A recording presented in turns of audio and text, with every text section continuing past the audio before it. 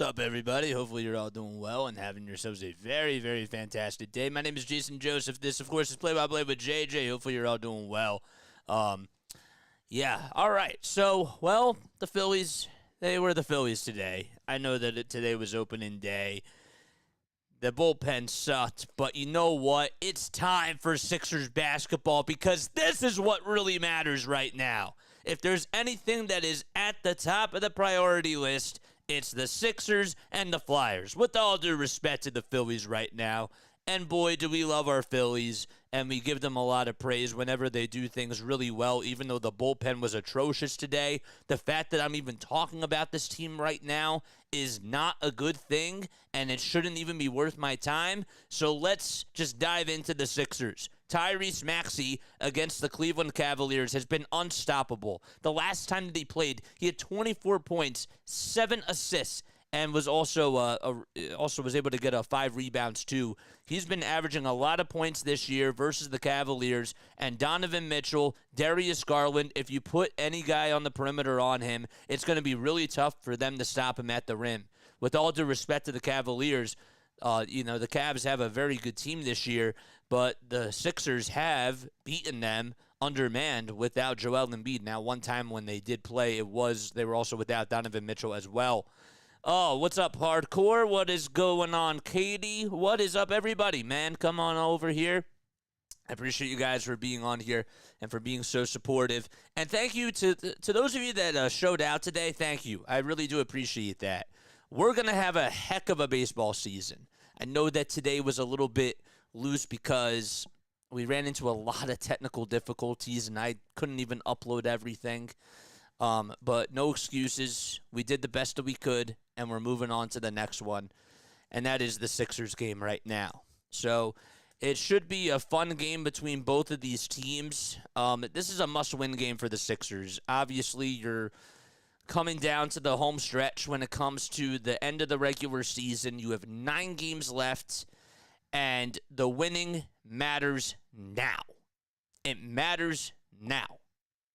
Not saying that it didn't matter before, but all eyes now are on this team. They should beat Cleveland tonight. I know that the Cavs have a nice squad, but they beat them pretty handily the last 2 times.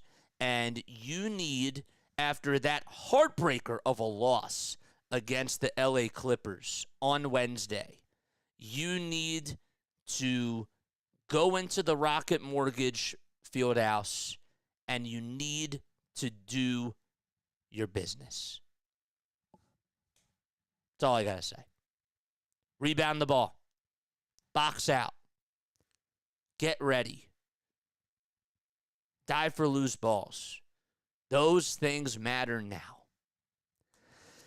And this team, even if we do go back to that heartbreaker on Wednesday, it's funny because the refs actually did issue a couple of statements after the game saying not only was the missed foul call the wrong call, but they also did confirm a couple of plays down that 1-minute stretch with all 5 of those whistles. They confirmed almost everything that I said. Almost everything. Not everything, but I don't know. But this is a must-win game for the Sixers. What are your keys to tonight's game? If I'm looking at the Sixers, I'm looking at a team. If I'm the Sixers, I'm looking at a Cavaliers team that plays really quick basketball. You know, they do a good job at setting pick and rolls, but they can also pop the 3. And J.P. Bickerstaff has done a very incredible job, seriously, with his organization. And it seems like that they like to play with a very fast tempo, and they don't take their foot off the gas pedal. So if they're running downhill, they'll set a lot of down screens, but they also do a good job on the iso ball movement too. Now, can the Sixers make their shots tonight? Don't know. It's a make or miss league. Always has been, always will be. But you're going to have to make shots tonight. But what are your keys to tonight's game?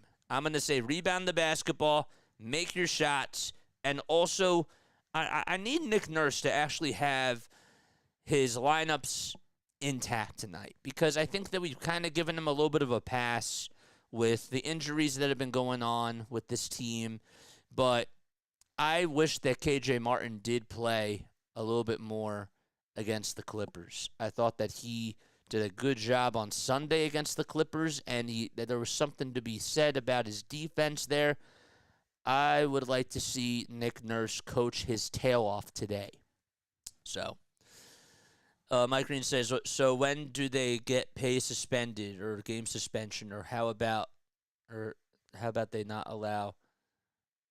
be allowed to do playoff games? I have no idea what you're talking about. No idea. Are you talking about Kelly Oubre Jr.? I don't know. I'll tell you one thing. Okay, Snowman said it right here. Take care of the basketball. Yes, they do need to take care of the basketball. And it sounds very cliche. But again, if Tyrese Maxey's being a combo guard, that's nice. But Kyle Lowry needs to be having that rock or campaign. And this is where I give Nick Nurse a little bit more critiques, because the one game that he had, campaign going off in that second quarter, he scored 13 points in that quarter. And then he doesn't see a lick of another minute in the second half. You got to play the hot players. Sometimes that's how it goes, especially without Joel there.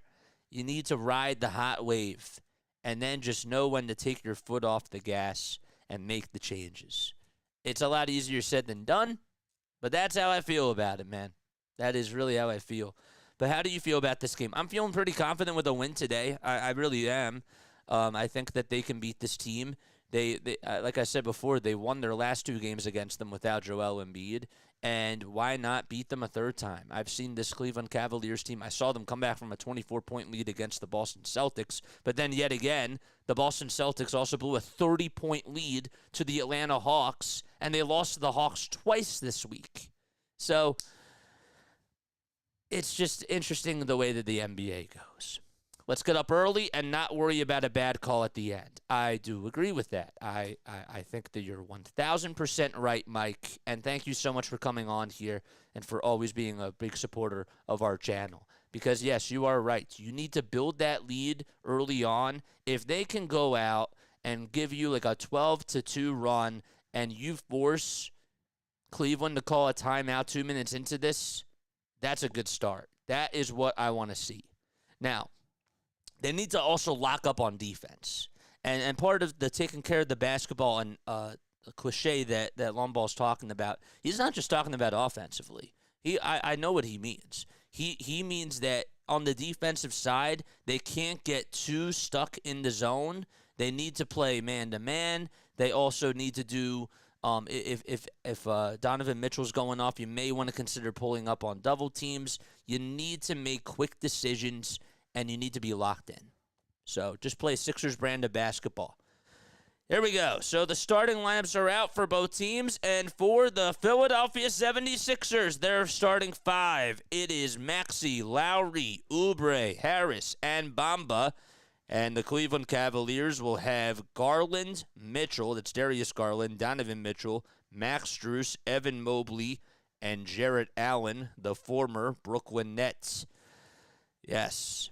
So, again, for the Sixers, it'll be Oubre, Harris, Bamba, Lowry, and Maxey. And the Cavaliers will have Strus, Mobley, Allen, Mitchell, and Garland. We are at the Rocket Mortgage Fieldhouse in Cleveland, Ohio. Almost said Akron. But, yes. So, big game between both these teams tonight. When you take a look at the Eastern Conference standings, well, I got to tell you, it's getting even closer every single day. As soon as the quicker the season ends, it seems like that it just gets closer and closer.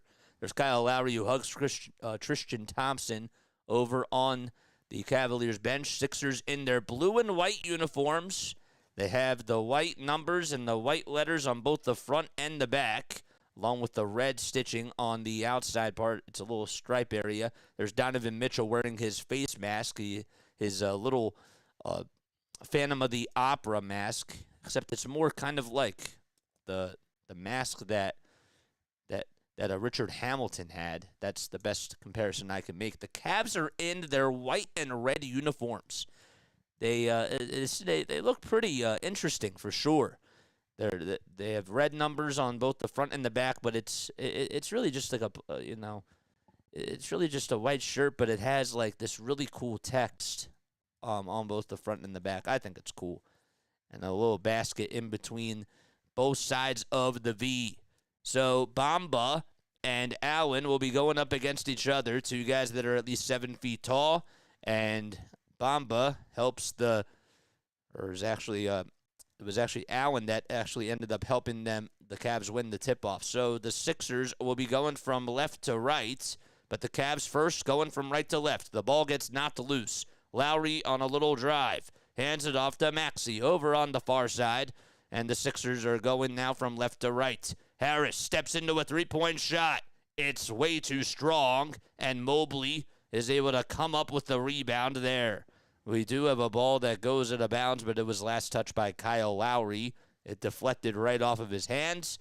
And the Sixers have to play defense. So again, the lineup for the Sixers. It is Maxey. It's Oubre, Bamba, Lowry, and Harris. There's a difficult shot by Allen that was way off the mark, and the Sixers will get it back. It didn't even hit the rim. Lowry gets it over at the foul line, pulls up for two. He almost banked it in, but it'll go to the charity stripe for about a pair of foul shots. Yeah, I'm with you on that, man. All right, that would be awesome. All right, so 11 minutes and 11 seconds to go in the first quarter. Lowry is at the foul line, and he'll go to the line to shoot a pair of free throws here for the Sixers. Guy that's averaging about 8 points per game, 4.1 assists, and 3.5 rebounds. Just under 3.5.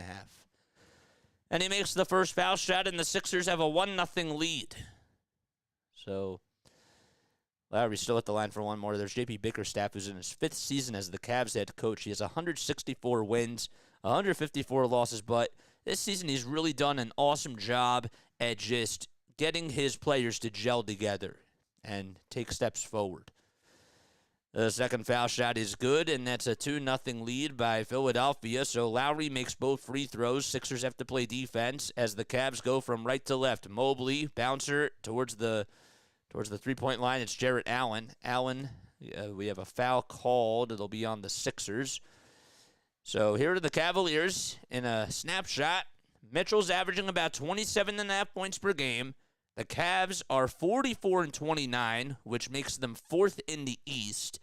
And this team is a pretty good three-point shooting team, too. When you leave them wide open, they can do a lot of damage. Strus goes into the lane off the inbound pass, and he lays it up and in with the left hand. So there's the first field goal of the game, and that makes it 2-2 because Lowry made the first 2 free throws for Philadelphia. Oubre hands it off to Maxey, who's in between the circles. Maxey dribbles over towards the left. Darius Garland, his tag. Bamba sets a screen. Maxey throws it away. It's intercepted by the Cavs. And here's Darius Garland on the fast break, and he solos it with a dunk. So Donovan Mitchell was able to sneak his hand into the cookie jar, and Garland got a bucket on the other side. 4-2. Harris catches, lets it fly from downtown. Got it! Toby able to knock down a 3. And there you go. I got to tell you that Tobias Harris, say what you want, but in 3 of the last 6 games, he has actually scored the first bucket for the Sixers. Strus tries to let that one out of the can, and he cannot can that one. It was rebounded again by the Sixers. Bamba hands it off to Oubre. Oubre goes up with a 2, and he can't get the friendly bounce. It was a runner. And Mitchell gets it. Mitchell with a football pass all the way to Strus. Strus one more to Garland for a far corner 3. Bullseye. Man, oh man, Darius Garland, if you leave him wide open, he can make a lot of threes. And that'll put the Cavs up by 2, 7-5. Here's Harris, who knocks down another 3. This time it's from the near wing. And he's fouled as well. They called a late whistle. And it's now 8-7 Philadelphia. Well, Donovan Mitchell and Darius Garland, if you can do it, I can do it better, says Tobias Harris. That's a nice three-pointer. He was able to knock down on the near wing. The foul was called on Mobley. And Harris does cash in the free throw to make it 9-7. Screaming Jerry Lee, what's going on, my guy? Thanks so much for coming on here and for coming back, baby. All right. 9:12 left to go in the first quarter. Garland dribbles around the screen, passes it over towards the right side. Mitchell, Euro step, unselfish pass to Allen, who throws it down the drain. He was right next to him over towards his left side, right at the baseline, and he got the feed and he flushed it. 9-9. Oubre over on the near side, and that is over towards the right, that is. Harris thought about taking a 2, and he'll hand it off to Bamba. Bamba outside to Oubre at the three-point line at the top of the key. Oubre will dribble in towards the elbow, and the ball gets stripped and it goes to the bounce. 4.5 seconds left on the shot clock. 8:43 left to go in the first quarter. I got to tell you that Kelly Oubre Jr. has been a star this season for the Sixers, has really done an awesome job for them, averaging about 15 points per game, but he's also averaging about 18.5 points this month. There's a shot that goes up, and Maxey misses the 3. It was rebounded by Allen. Cavs going to make a shot on the other end. Maxey goes back up with a 3 this time, and it's rebounded and corralled by Darius Garland. Sorry. Our screen froze for a quick second. 8 minutes and 18 seconds to go in the first quarter, and a foul is called on Kyle Lowry. So, actually, what really did happen during that whole sequence is that Maxey missed a 3, but that was actually the second offensive possession that the Sixers had. Maxey tried to hit a runner first. Then it was rebounded by Mitchell. Mitchell then missed a trifecta, and Lowry got the defensive rebound, but then Maxey missed the 3. So now the Cavs have the ball. Garland gets the inbound. The ball gets knocked loose at the top of the key, and it goes out of bounds. It was last touched by Tyrese Maxey, and the Cavs still have some life to them. Snowman, don't use near wing. That's a sight reference for your radio audience. Use left wing or right wing. Gotcha. Thank you. Garland gets the inbound pass, and he'll take it over towards the far side. It's over towards the right. Another dribble handoff to Mitchell for a far wing 3, and he got it. I know that you just said not to do it, but that's just out of habit. 12-9, Donovan Mitchell able to knock down a tray with a line drive laser. Lowry over to the left. It's Oubre over at the top of the key. Oubre spinning, turnaround jumper. Cannot connect the dots that time. Too much mustard as it goes in and out. Garland on the other side in Cleveland territory puts up a left wing 3. And he can't get that one to fall. Oubre with the long rebound over at the logo will try to take on Max Strus inside. And Oubre missed the bunny. It wasn't really a bunny, but it was still a shot that he should have made. Nonetheless, Cleveland on the other end. Allen inside goes up with a shot. And that's, oh man, he missed that wide open bunny. And now the Sixers have it. Maxey gets it over towards the top of the key. So Allen actually got a little tic-tac-toe pass and just could not make the wide open layup. Harris gets it down low for Philadelphia. 5 on the shot clock. Harris, turnaround 3. Left wing, no. Left corner, that is, but it was deflected and it goes into bounds. It'll still be Sixers ball. They got a fresh 14 with 7:03 left to go in quarter number 1. The Cavaliers, they are 29 and, they're 44-29 on the season. They're second in their division, but fourth in the conference record-wise. Oubre gets the inbound, puts up a left elbow jumper, and he can't put an end to this Cleveland madness. Strus, dribble handoff to Donovan Mitchell. Mitchell, turnaround J from the 15-foot line, and he is able to drain that one. So 14-9, Donovan Mitchell is going off like a heat wave. A 7-0 run by Cleveland over the last 2.5 minutes. Reed comes in for Philadelphia. Lowry gets the handoff by Reed. The ball gets poked loose and it goes out of bounds. It'll still be Philadelphia basketball.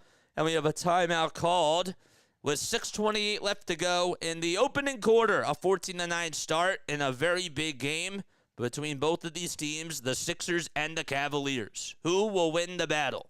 Let us know down below. Oh, boy. We got to get a W. I agree with you, Screaming Jerry Lee. I totally agree with you. And again, if you guys are just coming on here, my name is Jason Joseph. I go by JJ on here. You can call me anything. Just don't call me late to dinner. I know that that's a really bad joke. My Zadie used to make that, but I think it's funny. I really do. But if you guys like our content on here, make sure you guys like and subscribe. I am a YouTube. I don't want to say a YouTuber, but I am a broadcaster. I'm a digital media sports broadcaster. I think that that's a really good way to say that. I'm a digital media sports broadcaster, and I call games for the Sixers, the Phillies, and for the Eagles. And if you guys really do enjoy what I do on here, we try to give you a radio play-by-play style of a call because we want to work on our radio voice, and that's what we do. So make sure you guys hit that like button, hit that subscribe button, and comment down below what your final score predictions are. All right? Give me your final score predictions down below. Both underdog teams in the NCAAs broke out to solid leads in their games. That's cool. That's very cool. Final score predictions, that would be even more cool. I'm going to say Sixers take this one 111 to 110. 111 to 110.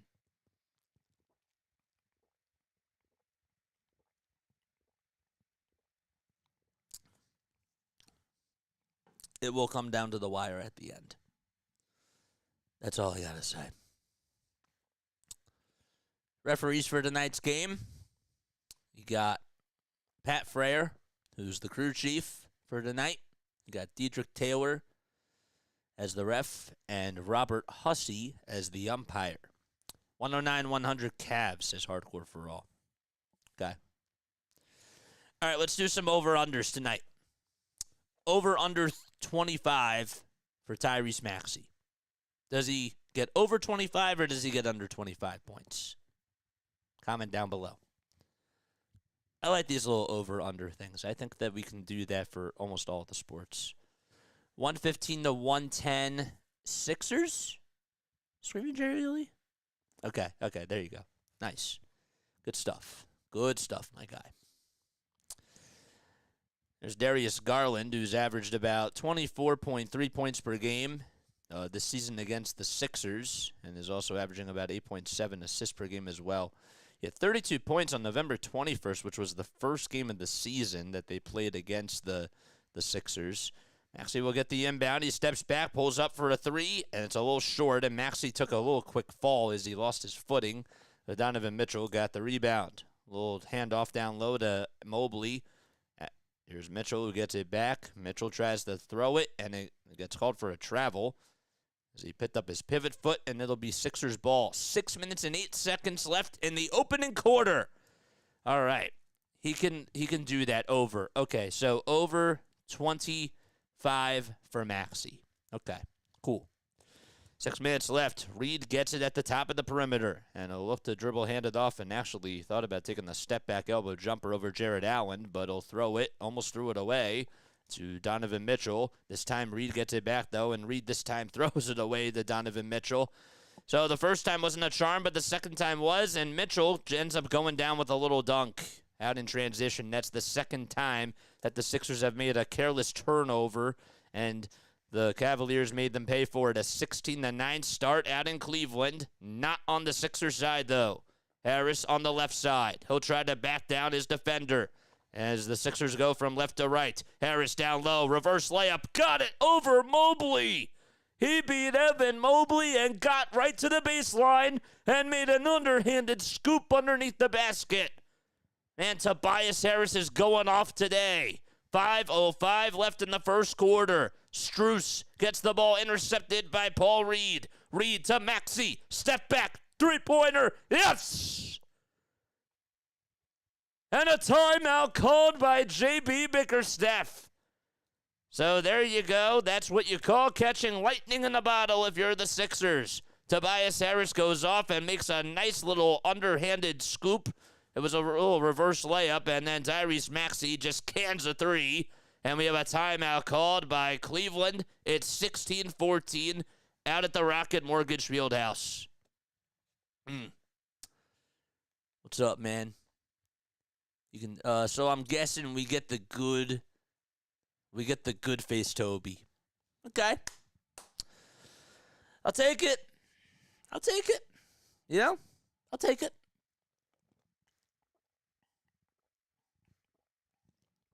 I'll totally take it.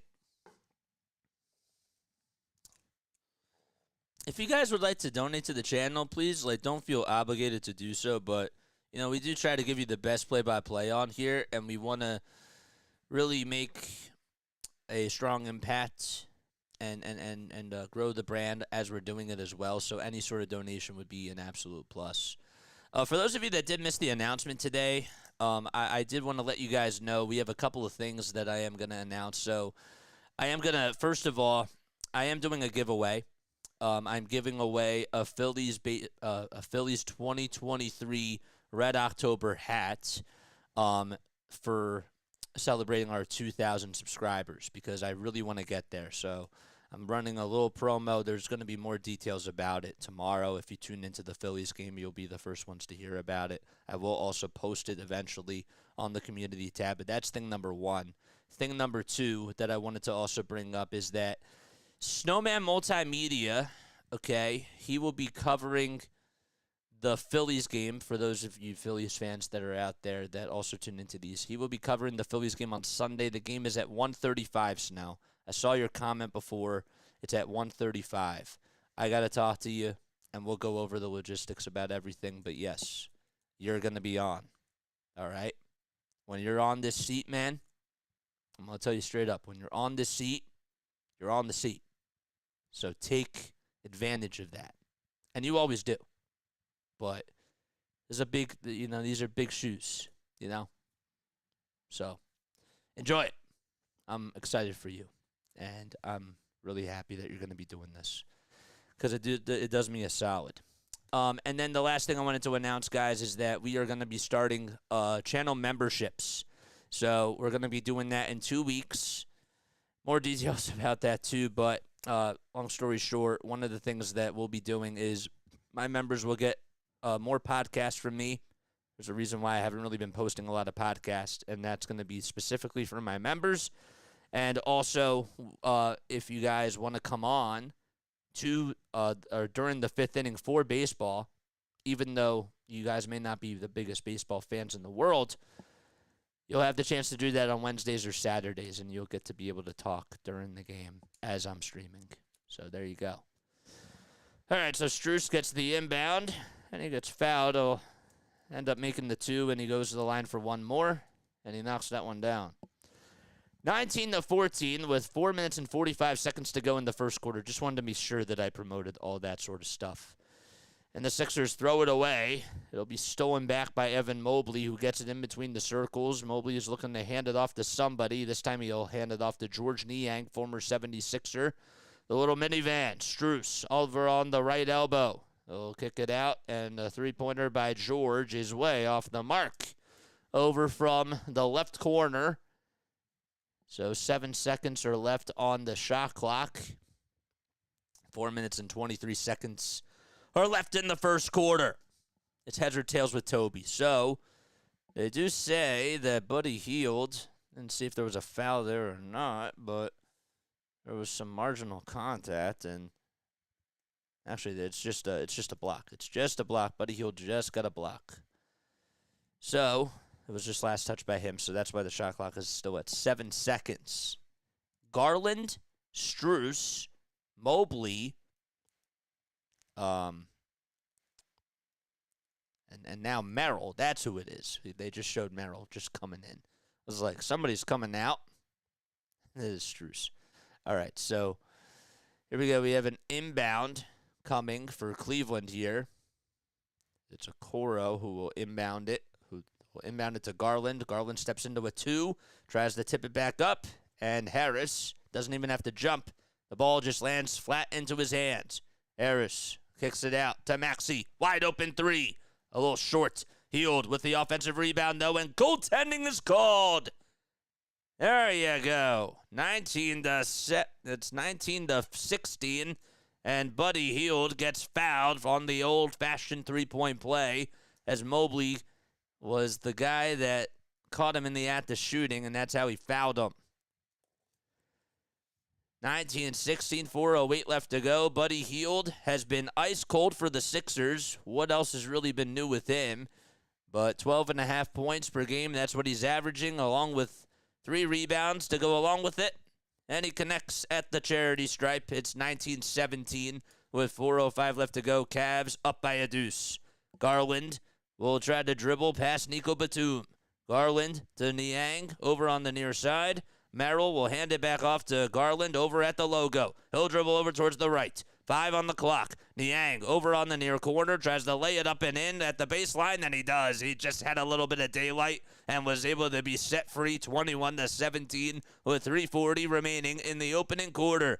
Maxey gets it over at the logo. A little feed inside to Buddy Hield. Hield with a little bit of space as he backs out for a 3. And it bounces 3 times, and somehow it goes in. But it won't count because it actually hit the top of the backboard. It really actually bounced about 5 times or so. It hit the back of the rim, then danced on top of the backboard, and then it literally just hit the back of the rim again, hit the front of the rim, and went in. That's crazy. But it doesn't count because if you hit the top of the backboard, it's ruled out of bounds. Garland gets it over on the near side. Merrill has to... he gets called for a travel. He was looking to pass it, and Merrill picked up his pivot foot, and you can't do that. 3:15 left to go in the first quarter. That is just such a wild shot. You think about the quadruple doink that Kawhi hit like a couple of years ago, even though as heartbreaking as that was for Sixers fans, and they're going to be mad that I bring this up, but you think about just the shot itself, and that one was just so wicked. Maxey, foul line, jumper, no good. And the rebound, Reed had it, and he lost it, and Jared Allen just mustered it up. He dug it up from the ground. Here's Garland, who goes down towards the lane. It's denied and swatted away by B-Ball Paul. And it goes out of bounds. Nice play by Paul Reed to just stay on Darius Garland down low. And Reed stares him down and says, "You can't get past me." There you go, 21-17. And there we go, a little lay into George Niang and a foul on an and one opportunity. It'll make it 23-17 with 2 minutes and 48 seconds to go. It's a tough one right there. Or are they going to call it a foul on the floor? Nope, they just say it was on the floor, and it was on Buddy Hield.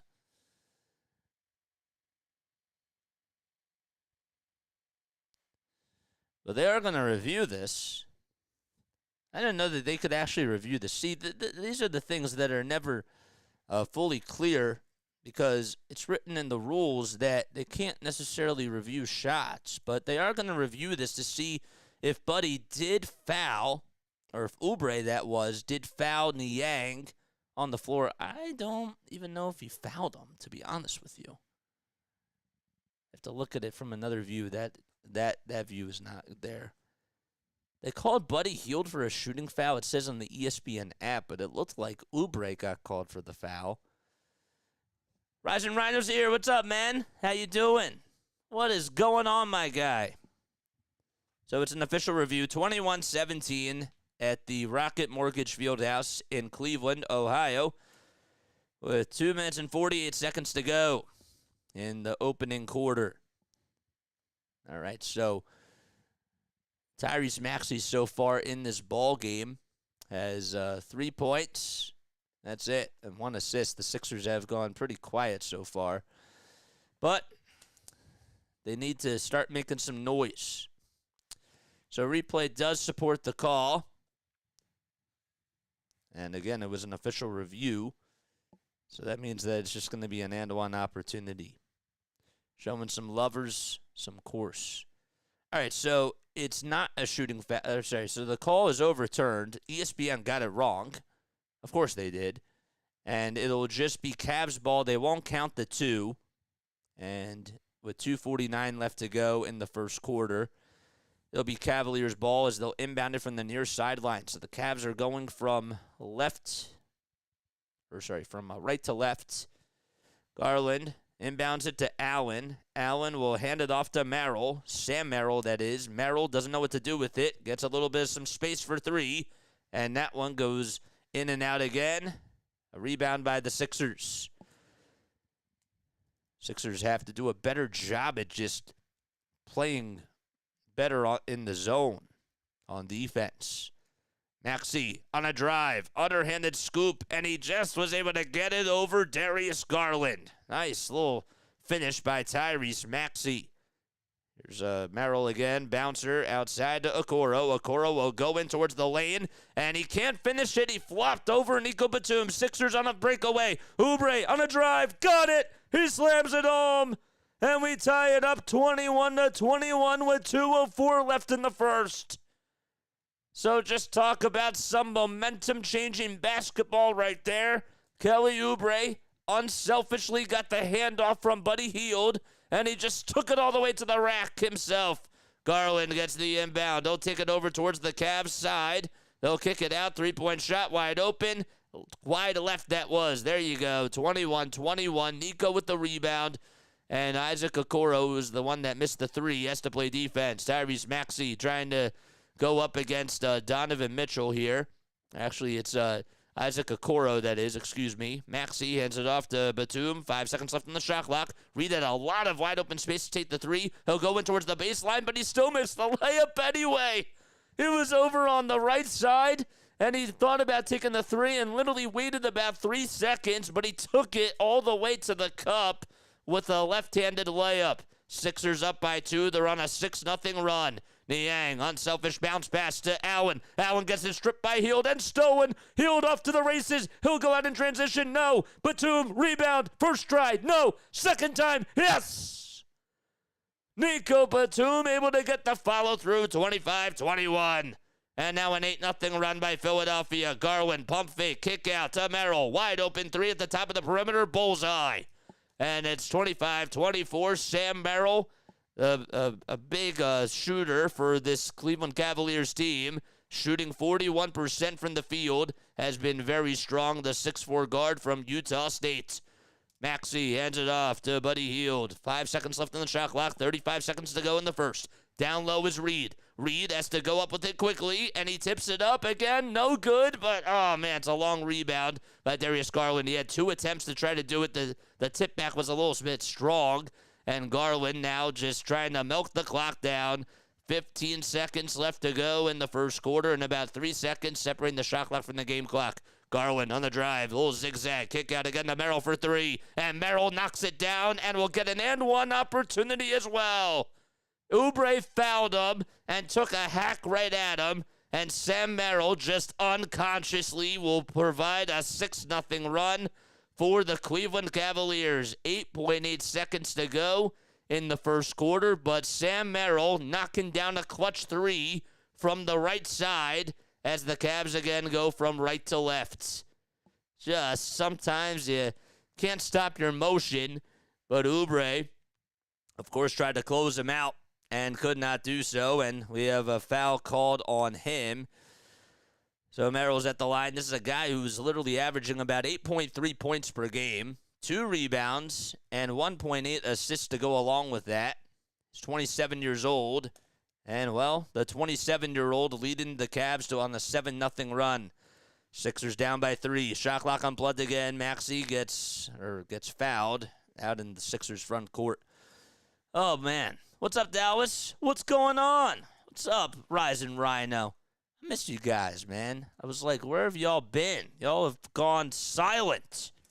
But I'm happy that you're back. 4.1 seconds to go. Oh, boy. So Batum will inbound it for the Sixers. It'll be Batum, Oubre, Harris, Maxey, and Reed for Philadelphia.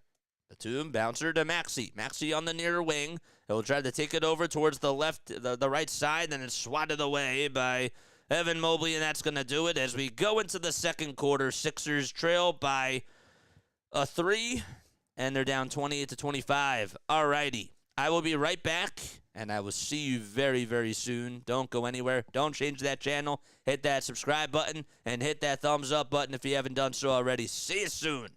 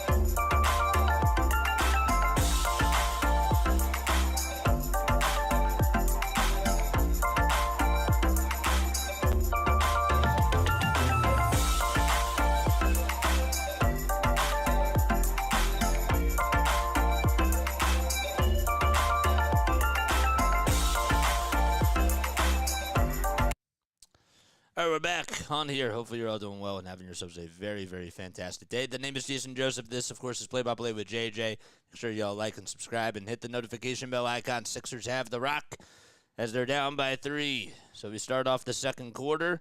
Here's Tobias Harris, who gets it in between the circles. Sixers again going from left to right. They're in their blue and white uniforms with the white numbers and the white letters on both the front and the back. 5 seconds left on the shot clock. Batum catches, puts up a 3, and he can't nail it. It was just a good contest by the Cleveland Cavaliers. Garland tries to swing it inside, goes up with a shot, though, and Nico Batum is able to corral his miss. Payne over on the far side. Hands it off to Bamba out in transition. I actually think that Payne was trying to go up with a shot, and Bamba thought he was going to pass it to him, and Bamba actually ended up getting it, and he just laid it up and in. That was a little bit unorthodox, but the Sixers, I'm sure, will take it anyways. Garland on a little give and go to Allen. Allen's runner is good, and it's 30-27. Cavs up by a 3. Game constantly changes scores, of course. That is just the nature of basketball, and we love it. Here's Payne, who tries to swing it inside to Bamba, and Bamba lays it in.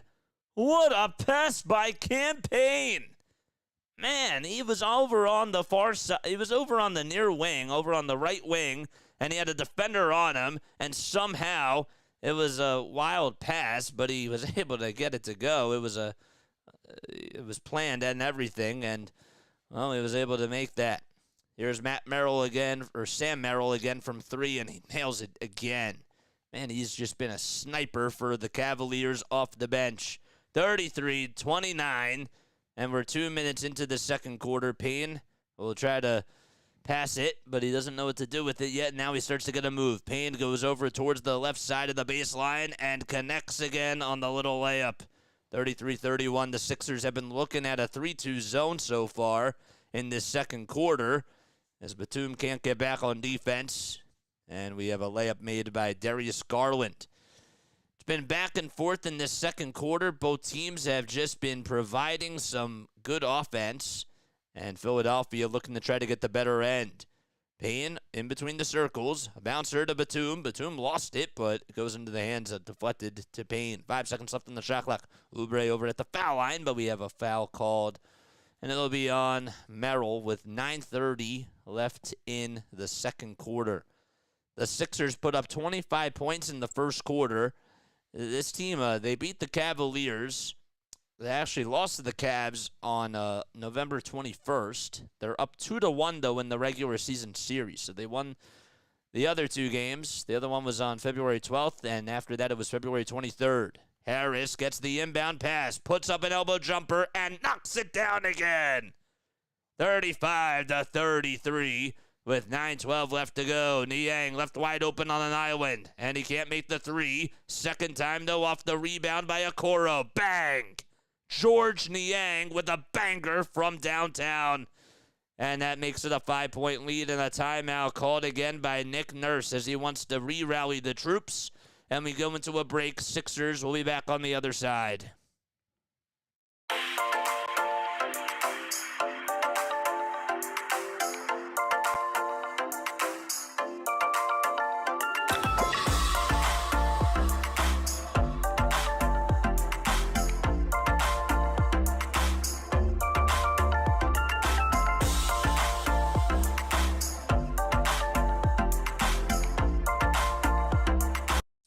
I was dying to go get a sip of water, so that's why I took a little break.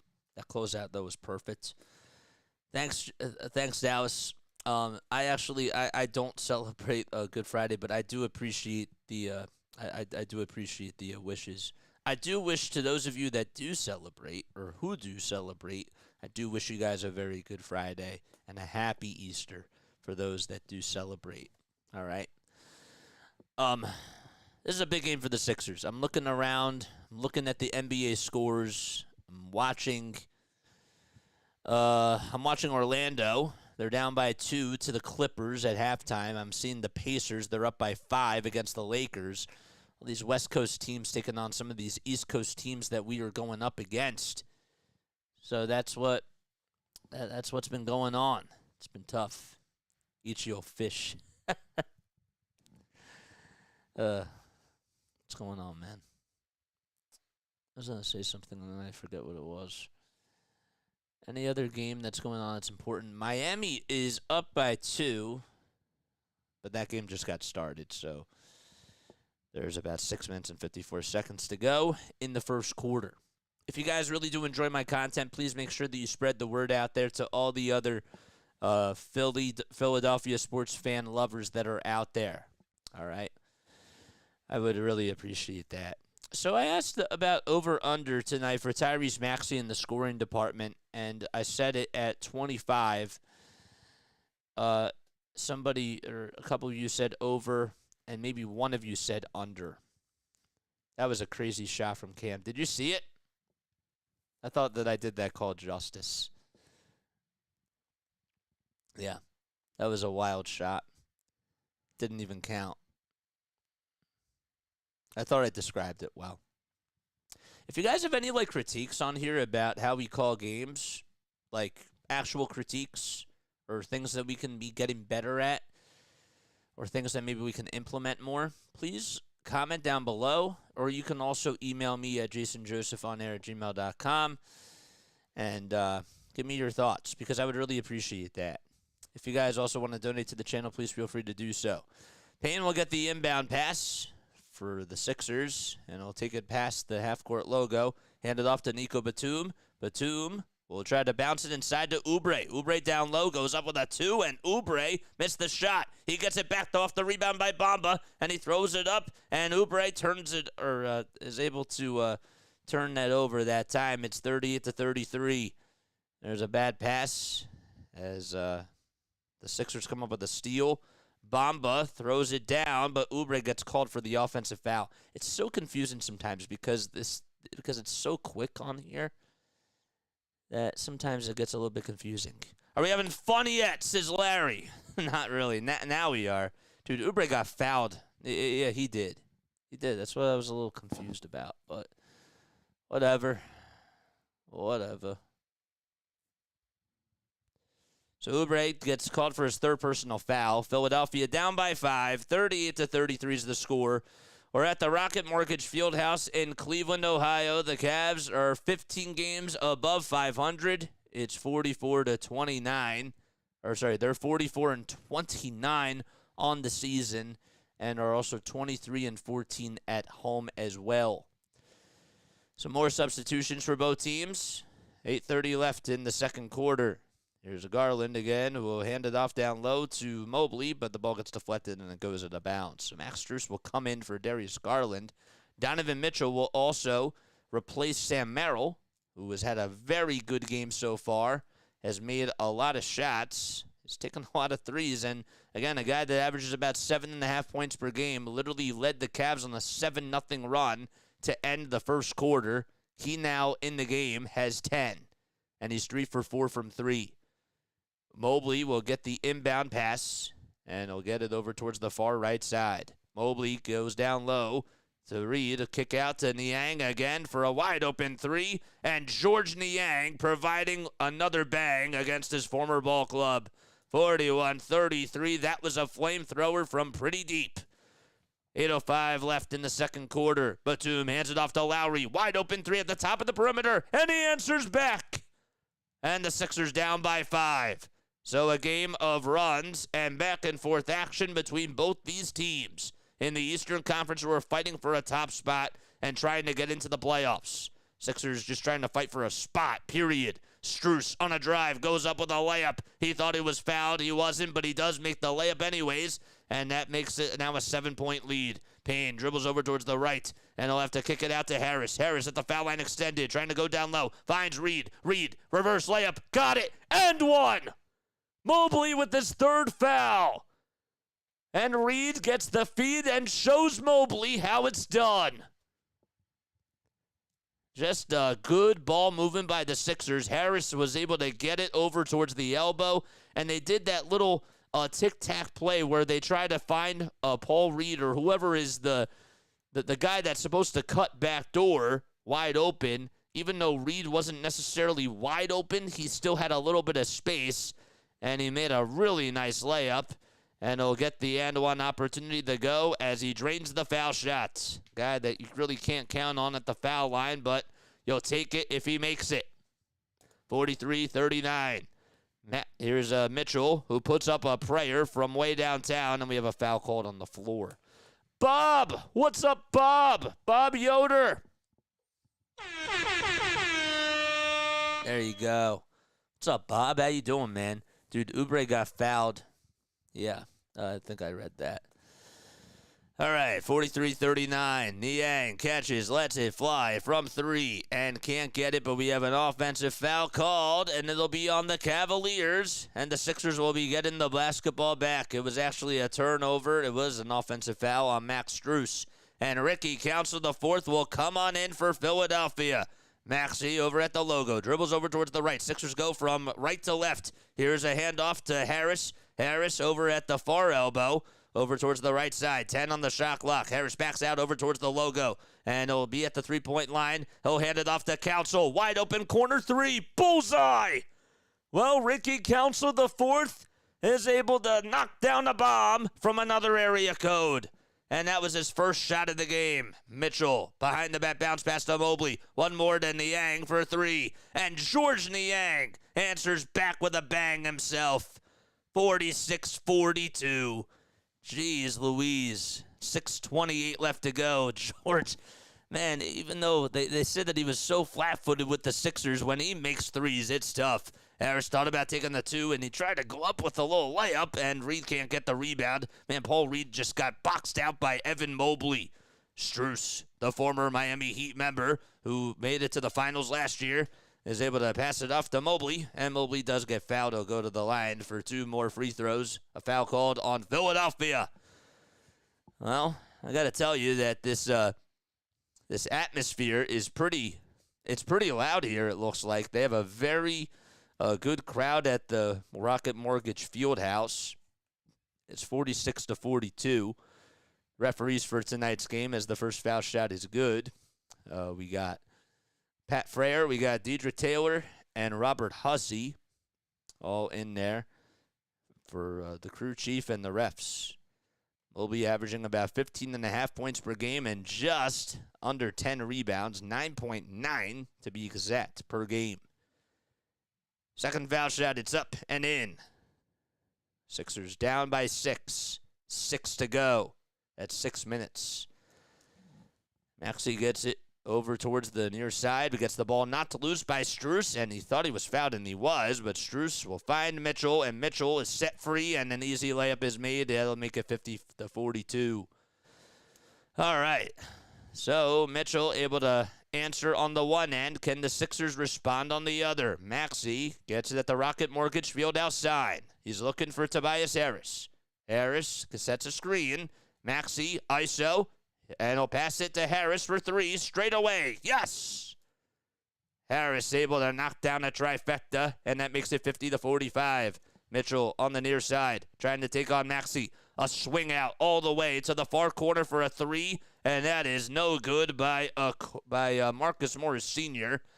Here is Maxey again, trying to dribble down low. Hand off to Reed. Reed one more to Harris. Wide open three-pointer again. And Mobley able to come up with his rebound. Boy, Tobias Harris in this game has been very strong. 14 points for him. He's 3 for 6 from downtown and has done a very good job. Strus, little runner. No. Harris with the rebound again. Toby, also have to mention that he has 5 boards today. Harris will try to go up with a 2. It's up, and it goes in. Oh, man, are they going to count it, though? They said it was a foul on the floor, and sometimes it's just so hard to tell. I'm going to look at that again. They're showing the replay of Toby's 3. So, yeah, it's just a foul on the floor. Not a foul in the act of shooting. The foul was on Mobley, and Batum will come in for Tobias Harris. If you guys are new to the channel, make sure you guys like and subscribe. I see Grace is over here. 4:44 remaining in the second quarter. Dribble handoff from Paul Reed to Tyrese Maxey, who dribbles over towards the right side. He gets double-teamed. They'll have to kick it out to Council. Council on the drive towards the basket. Goes up with a shot, and he's fouled. Man, he was at least very aggressive. And Mobley, he's in some foul trouble, you have to believe. Evan Mobley, well, they say it's just his second personal foul, but they've showed on the ESPN app that There have been some fouls that he's made. So Max Strus gets a tech called on him, by the way. So the Sixers will have a chance to get 3 free throws here, but first they can elect to go with their best foul shooter, and that is Tyrese Maxey. So that's what they'll do for just the technical foul free throw, and then it'll be Council shooting the next 2. Maxey's free throw, it's up, and it does not go in. It actually bounced out, hit the front of the rim, and bounced out towards the left side. So it wasn't, so I guess no harm, no done, but Maxey's a pretty good foul shooter, a guy that has shot at least 86% in his career. Oh, man. Yes, absolutely, Grace. 50-45 with 4:36 left to go in the second quarter. Some more free throws coming up. This time it's by Council. Council's first foul shot. Oh, it just does not go in. It was an in-and-out burger, just like Larry always likes to say. Fans rattling the clackers, and the second foul shot. Council makes them sit as he makes the foul shot and goes 1 for 2.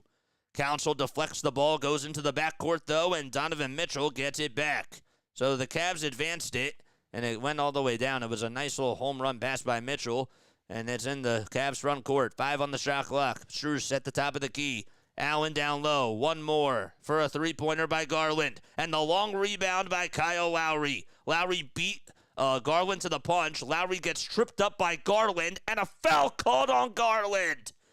They say that he fouled him as he was diving for the loose ball on the floor. And that's what Kyle Lowry does. He's a dog, and you love dogs on this team.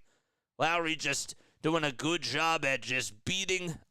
He was able to beat his defender to try to get the rebound. That was actually Isaac Okoro that got called for the personal foul.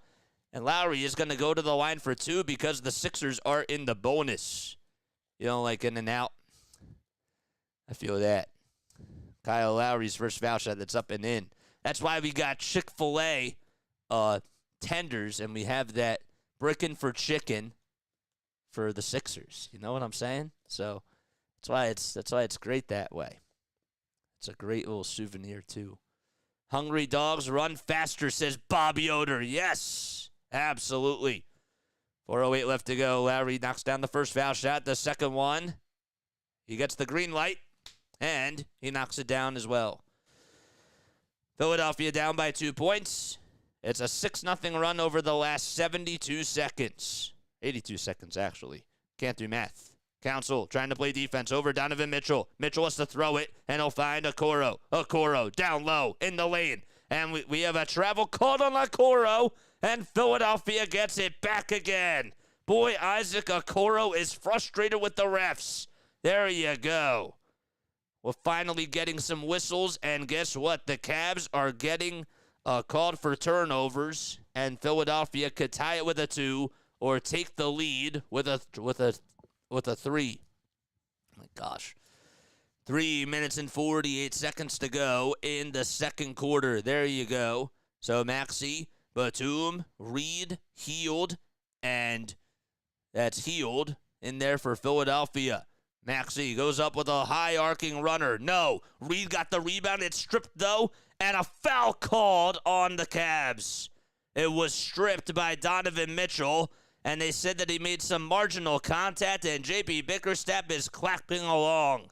So Philadelphia, let's see what on ESPN they said that there was a personal foul on Donovan Mitchell, and yes, that is correct because he just got a little piece of Paul Reed. He got a little piece of his elbow and a little piece of his forearm as well, so Reed will stay put and go to the line. 5 points, 3 rebounds, and B-ball Paul giving it his all. Oh, we love it. We love it when we rhyme on here.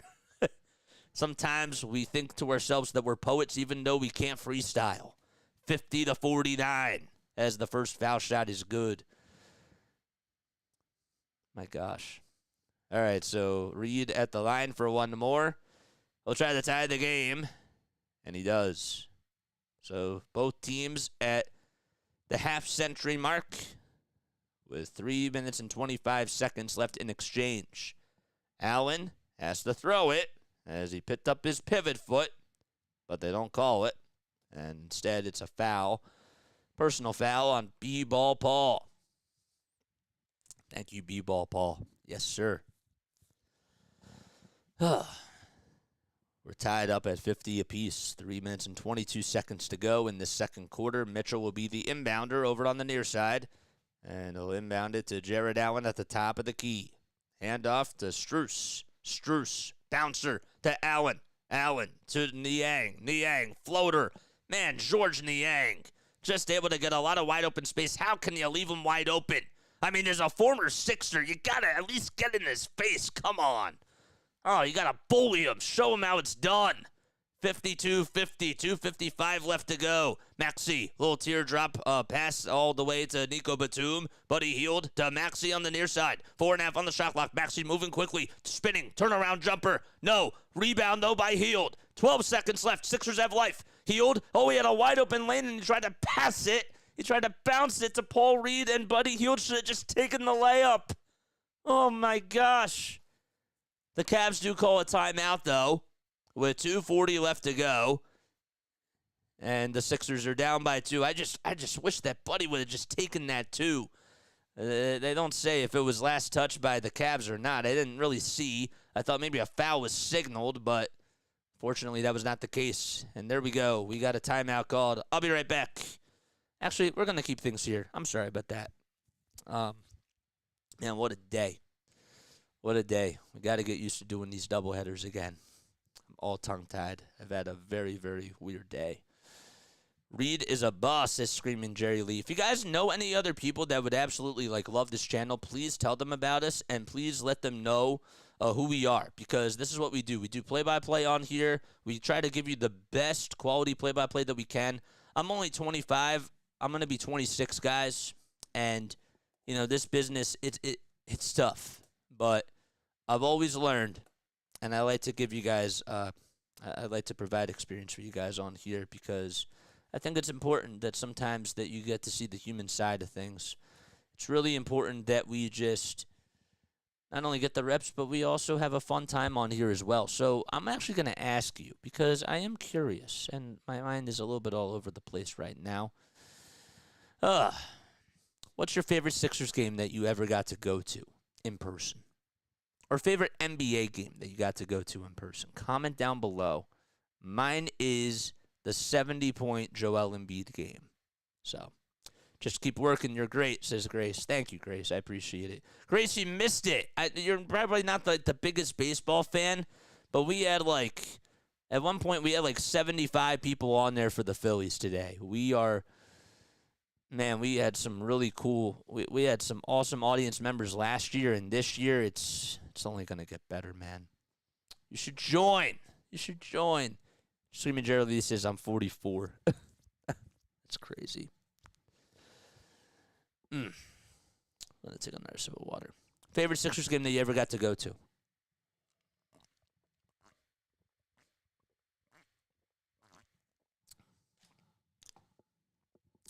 Mine was the 70-point Joel game.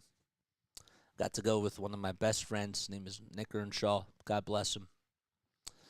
Great guy. We got to see him put up 70 points. That was a lot of fun. I was at work. My boss frowns upon me screaming at my phone during working hours. You get a pass. You get a pass. You're good. You should join us tomorrow, though. You should.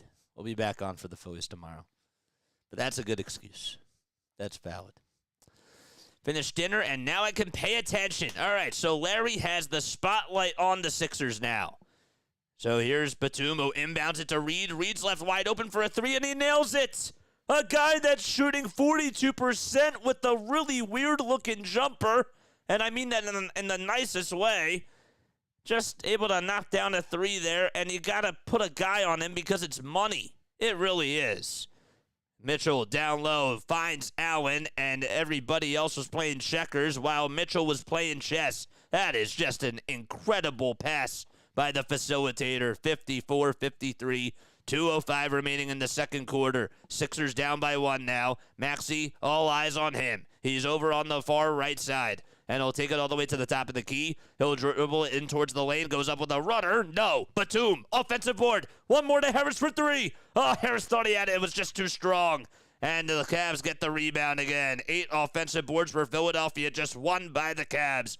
Sixers down by 1, 1:40 left to go. Garland dribbles around the timeline, hands it off to Allen. Allen over on the near elbow. He'll hand it off again to Donovan Mitchell, puts up a 3 from way downtown. Too much mustard on that one, and Reed climbs the ladder. All right, so Hield gets it out in transition. Sixers just trying to work really slowly here. Maxey to Hield. Hield thought about taking the 3. Hands it back off to Tyrese Maxey. 1:20 remaining in the second quarter. Maxey on the far side. That's over towards the right. Maxey dribbles down the lane. One more down low to Reed. Reed goes up with a shot, and it's a foul called on Strus. Sidney at the shooting. It wouldn't have mattered anyways because the Sixers are in the bonus. There you go. Love to see the ball moving by the Sixers. Sometimes, though, man, sometimes it's just, some of these shots some of these plays that they're trying to establish, it's just a little bit weird because they're being a little bit too selfless. You know what I'm saying? All right, so it's 54-54. There is Joel Embiid. He's over on the bench and got to travel with the team. So there you go. Reed, foul shot, up and in. So he goes 2 for 2 from the line, and the Sixers have the 1-point advantage at the Rocket Mortgage Fieldhouse in Cleveland, Ohio. Garland, Allen, Mitchell, Niang, and Merrill out there for Cleveland. Niang gets it over on the near side. Hands it off to Allen. Allen to Garland, who dribbles down low. Garland to Niang. Wide open 3 again. And that time, the Sixers dodge a bullet. Allen with the offensive board, though. Goes up with a shot, and it rims twice, but goes down the drain, and he's fouled. He'll go to the line for the old-fashioned three-point play. Batum with the foul there. 2 for 25 is my favorite. Yeah, that's wild. The 2 for 25, we're talking about Applebee's. Yeah, Applebee's is good, man. Applebee's rocks. Just like you guys. You guys rock. The Cavs, though, with Jared Allen making that shot, that does not rock. But the rock does go in. 57-55, 43 seconds to go in the second quarter. Philadelphia down by 2, 10 seconds left on the shot clock. Maxey dribbles over towards the right again. Has to throw it. Finds Harris. Harris over at the Rocket Mortgage Field outside. Harris has to get moving. 3.5 seconds left on the shot clock. Foul line jumper again. Goes in and out. Heel trying to fight for the rebound. The ball gets pulled loose, and Darius Garland comes up with it. There's about half a second separating the shot clock from the game clock. So the Sixers most likely are going to go down, trailing by at least 2 to end this second quarter. Garland and Mitchell now just dribbling the clock down, trying to milk it down. Mitchell at the top of the key, takes it over towards the foul line over Maxey, goes up with a shot, no. Shot clock unplugged. Maxey gets it. Maxey, half-court shot, it's up. Oh, just a little bit too strong.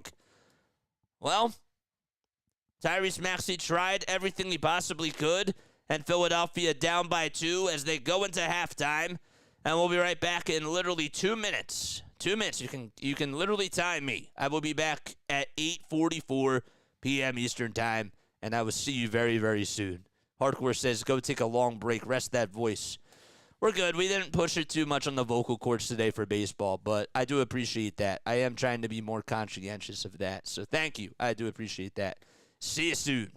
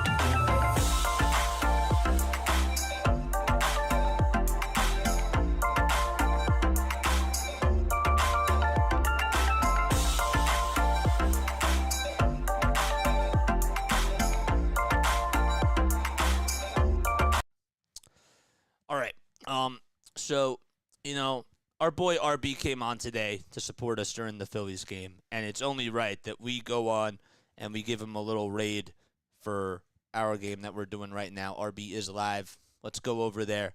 Let's go raid our boy RB. And while we're doing that, I will give you guys a little bit of some halftime thoughts for those of you that want to stay on here. But I do want to go show our boy RB some love. So let's go do that right now. So let's do that. Philly take with, yo.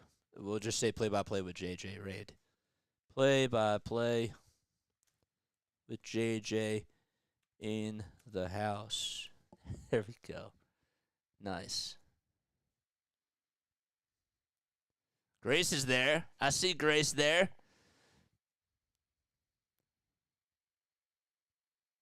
Uh-oh.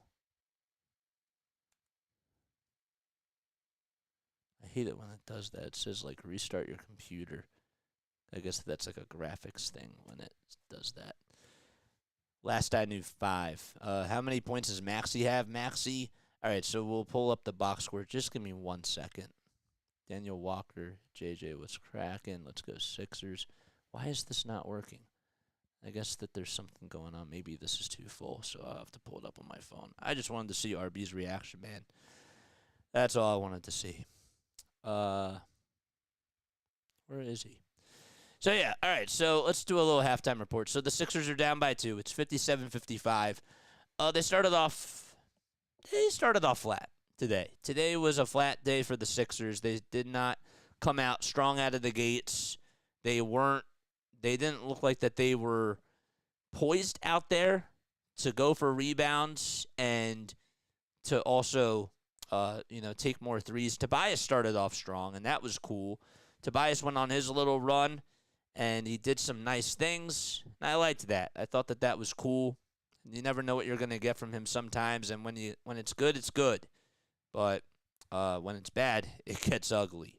And tonight has been, so far, knocking on wood, a good performance by Tobias Harris. I will say that Tyrese Maxey, when you look at his totals so far, Maxey in the game has just 5 points, 2 assists, and 1 rebound. But part of the problem is that, yes, he's not having the best shooting night, but he is being guarded so heavily. I don't think that we emphasize this enough, but because there's no Joel Embiid,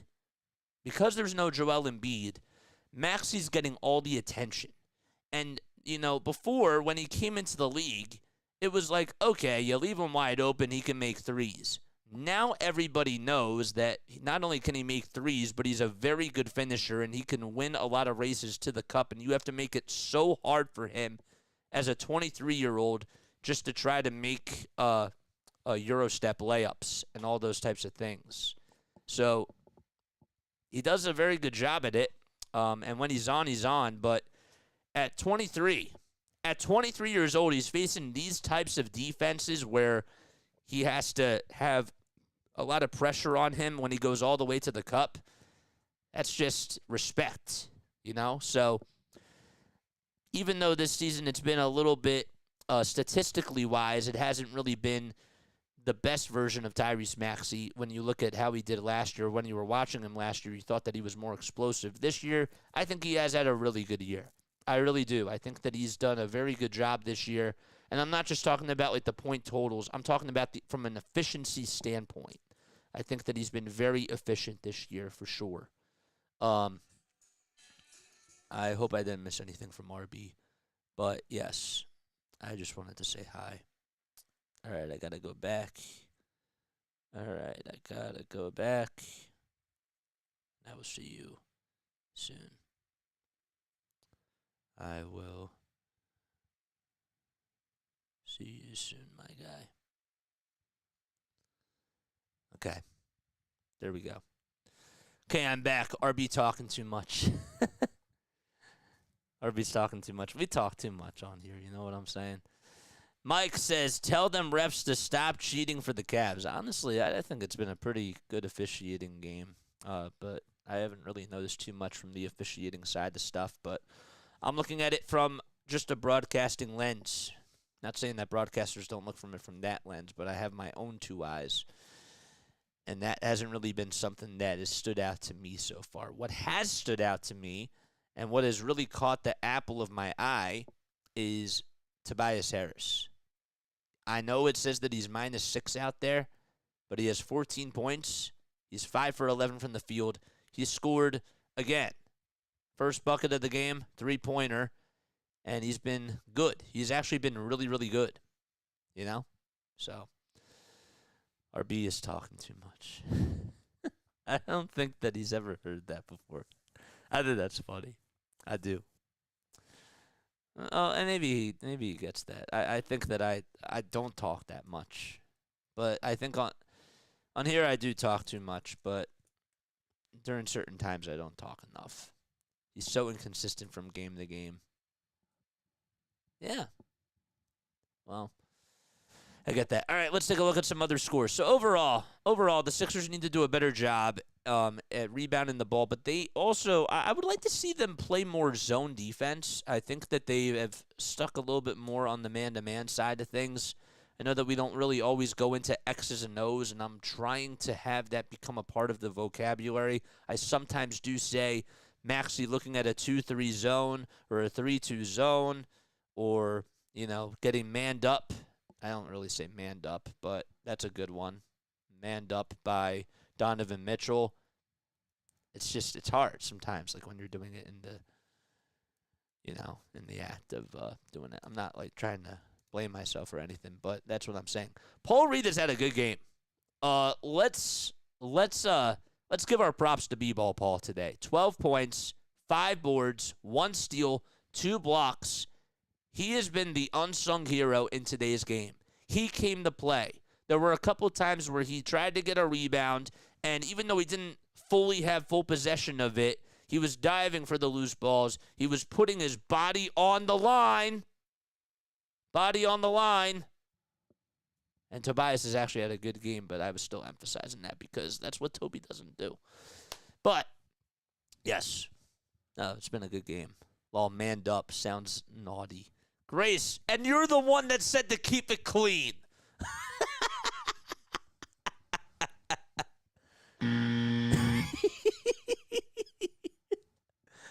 Oh, man, that's so funny. I like when Toby is aggressive. I like when Toby is not doing too much, because when he's not providing a lot of moves on the floor and he's doing less, he's better. Oh, man, Grace, you're funny. Grace, you are so funny. Let's take a look at some of our scores. And then comment down below also one word to describe that first half, all right? One word. What are you describing that first half as? Comment down below. All right, taking a look at the scores. Well, the important scores right now that we have to look at are these games. So the Clippers are actually helping us right now, James Harden and the Clippers, because the Magic are losing 87-81, and there's 10 minutes and 18 seconds to go in that game. The Magic right now are in 5th place, and the Sixers are 2.5 games behind them. Actually, they're 3.5 games. So if the Sixers win and they lose, then they're 2.5 games behind them. The Heat are up by 25. The Sixers are tied with the Heat, so the Heat are winning 55-30. The other game that's going on is the Pacers versus the Lakers game, and the Pacers, unfortunately, are winning 90-79 with 9 minutes and 50 seconds to go. Other than that, well, we do have other scores, and we can talk about those. Brooklyn is down by 5 at halftime against the Chicago Bulls. The Washington Wizards lead it by 1 against the Detroit Pistons with 9:52 left to go. 81-80 is the score in that game. The Warriors are up 101-80 against the Charlotte Hornets. The Knicks are just in the second quarter. They're down by 17 against San Antonio. That's weird. And the Knicks, of course, are in 3rd place now. If the Knicks actually lose and the Cavs win, then guess what? The Cavs actually go back half a game over New York. So this is a big game for them, too, because they would love to have that 3 seed. And And the Sixers, how many games are they now behind the Knicks? They're 6.5 or 5.5, that is. So it might be a long shot to catch the Knicks now. But, hey, you never know. You definitely never know. Later tonight, we got Timberwolves and Nuggets at 9 o'clock. At 9:30, it'll be Rockets and Jazz. And then at 10 o'clock, it'll be Dallas versus Sacramento again. So that game is really important for the Western Conference standings-wise. The only NHL game that we have going on today is the Devils and the Buffalo Sabres game. Now, the Devils, of course, when you take a look at this from a Flyers standpoint, they could really it would be really nice if Buffalo can win, and not only win, but win in regulation. That would be awesome. It's 2-2 with the third period just starting. Hanging tough. Oops, 2 words. Grace Martinez. All right, so how would you describe that first half? Grace says a battle. Hardcore for All says bogus. See, Larry, you had to, well, to be fair, Hardcore was right after you, but you had to come up with another B word. That's what you had to do, but not that B word, because that is not PG. That's not PG, but yes. Beautiful weather. Beautiful, I don't know if I would use beautiful as a word. I know that you didn't say beautiful, but yes, you're talking about the weather. I have shorts and a T-shirt on. Nice. K9 said it. K9. Kelly Oubre Jr. I like K9. I like K9 as the name. We should start using that more on the calls, because I've heard other people do it too. We can adopt that. People will know who he is. Yep. I was trying to do some more research about the Rocket Mortgage Fieldhouse. I remember it was the Quicken Loans Arena, but I don't remember when they were sold or bought out. I didn't remember when they changed. But yeah, the Rocket Mortgage Fieldhouse. Yep, formerly the Quicken Loans Arena from 2005 to 2019. Yep, okay. Regardless, Sixers down by 2, 57-55. Let's refresh our scoreboard right now while we're thinking about it, because that would seem like a very wise thing to do. I try to be wise on here. Sometimes it doesn't work out, though. All right, but sometimes it does. Let's refresh that. That looks better. Great.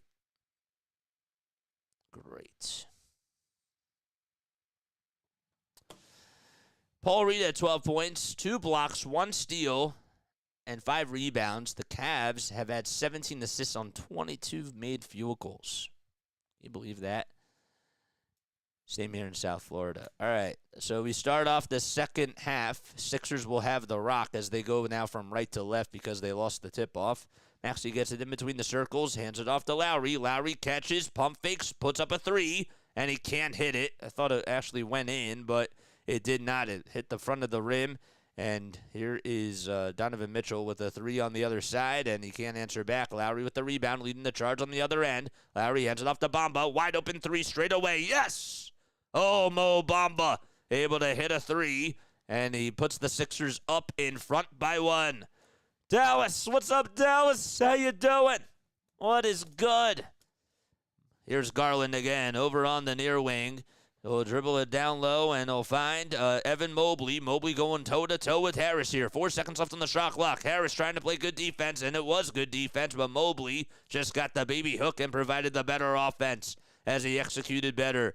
Bamba, dribble handoff to Harris over at the top of the key as the Sixers go from right to left again. Harris steps into a foul line, Jay. Short, and a board goes to Jared Allen. It's stripped away and stolen, though, by Maxey. Maxey, three-pointer in the face of Allen. Off the mark, and Mitchell corrals the miss. Mitchell will haul that one in. Here's a pass down low to Jared Allen.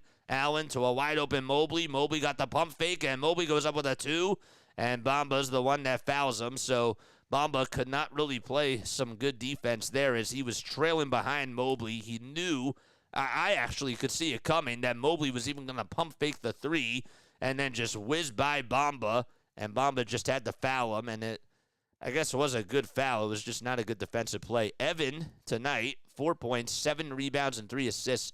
He is an interesting power forward. He has he's done a good job for the Cavaliers overall, but he does miss the first foul shot. It was way too long.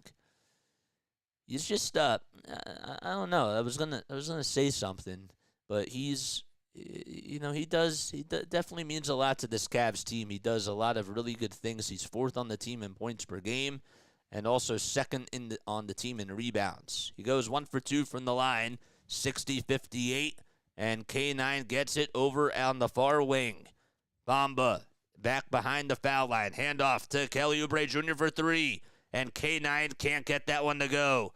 Rebound by Allen. Outlet pass from Mitchell all the way to Strus. It was a football pass, and he got it to go.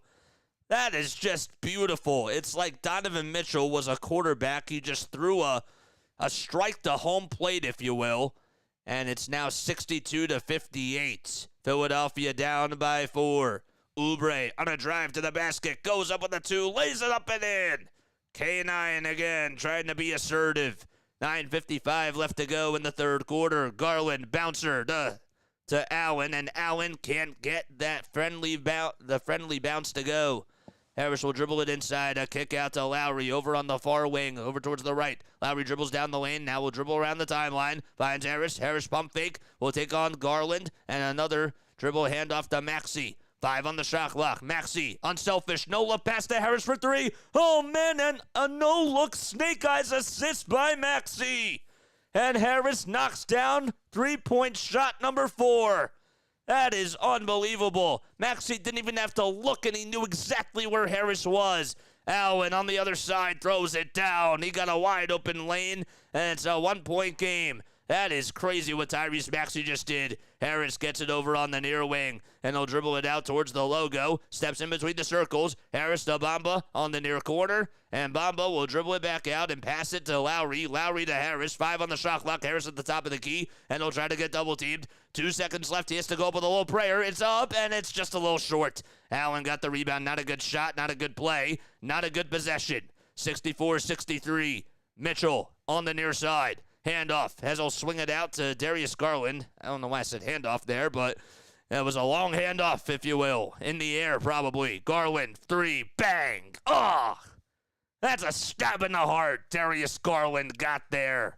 67-63. 8:24 left to go. Bamba wide open 3-pointer, and it does not get the friendly bounce at the front of the rim. Oh, come on, Bo. You got to drain those. 8:15 left to go in the third quarter. Strus steps into a 3-point shot, and that's a banger. So all of a sudden, a 6-0 run and a 7-point lead for the Cleveland Cavaliers with 8:10 left to go in the third quarter. And Nick Nurse wants to call for time, and he'll get his wish granted. They're letting the Cavaliers hang around. Yes, sir.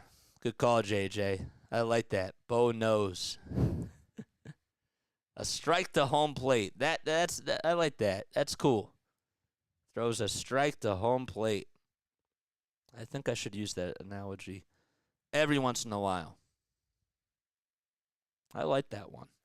Sometimes they just come. You know, sometimes for other broadcasters it comes like more naturally, but when they come to us, it's nice, you know. They're letting the Cavaliers hang around. Cavaliers are not a bad team. Just saying, but yes, you're right. I think that it's really the Cavaliers are letting the Sixers hang around because the Cavs have had control of this game. And Cleveland is about to run away. Philly is not taking care of the basketball.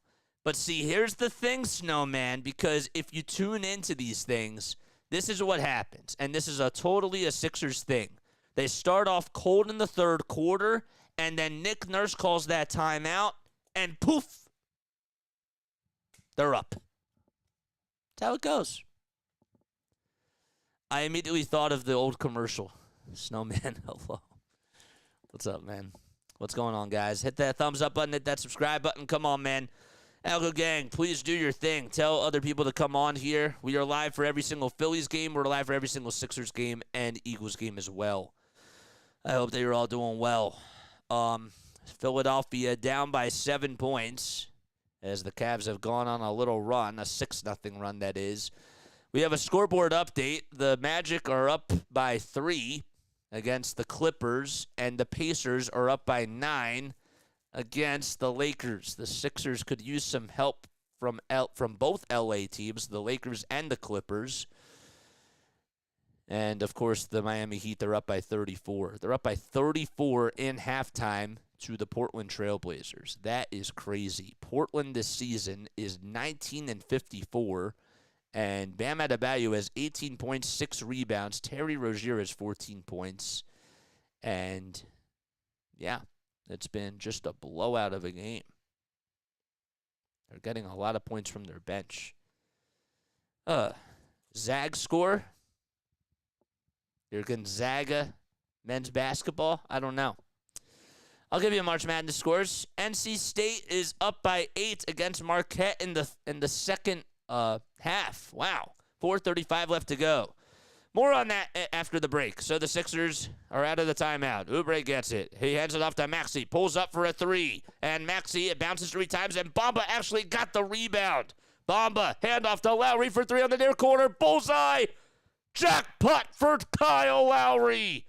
Bamba finally was able to get a rebound, and he was like, you know what? I'm going to go up with the board, and I'll kick it out to my partner in crime, Kyle Lowry.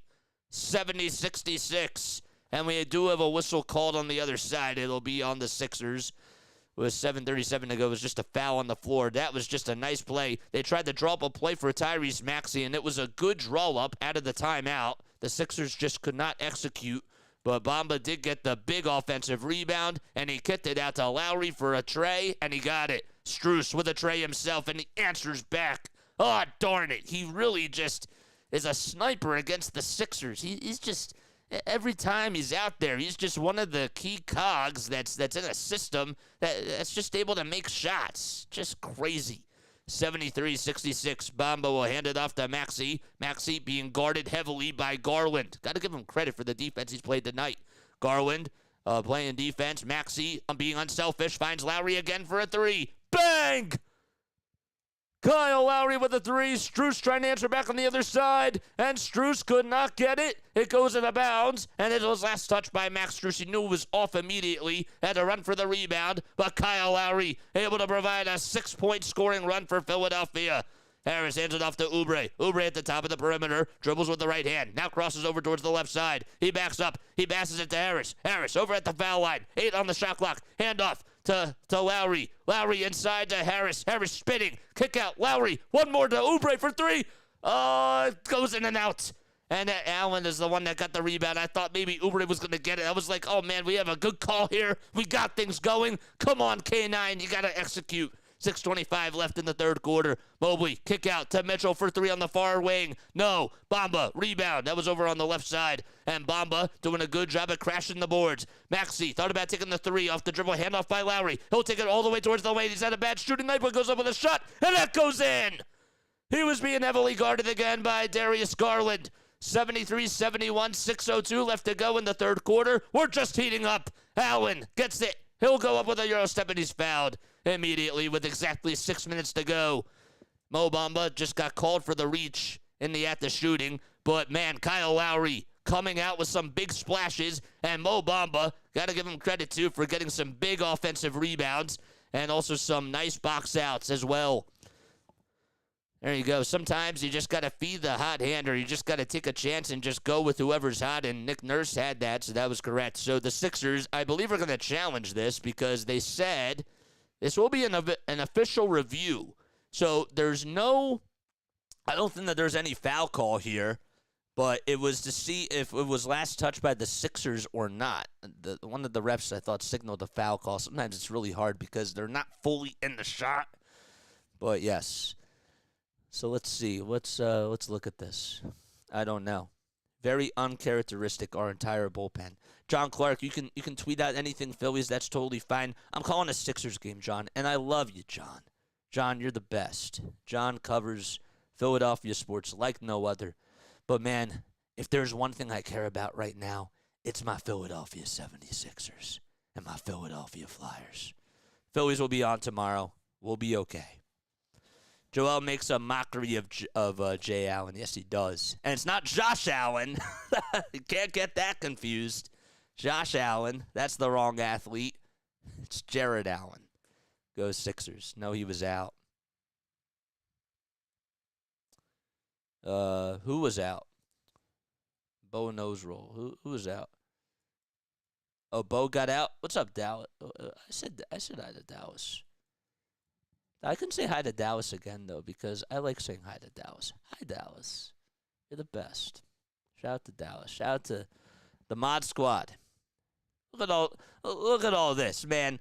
I'm scrolling down or I'm scrolling up and I see all these mods here. Oh, it's great. Look at that. Boom, boom, boom. Grace mod. Dallas mod. Grace, I should call you Grace Martinez because you're my mod. But obviously I'll call you Grace. But there you go. You know. Zag score. Okay, I promised I was going to give you the scores. Okay, I'm happy I scrolled back up. So we're looking at the NCAA men's March Madness scores. We have it up here. So NC State is up by 7 against Marquette. NC State has just had an incredible Cinderella story.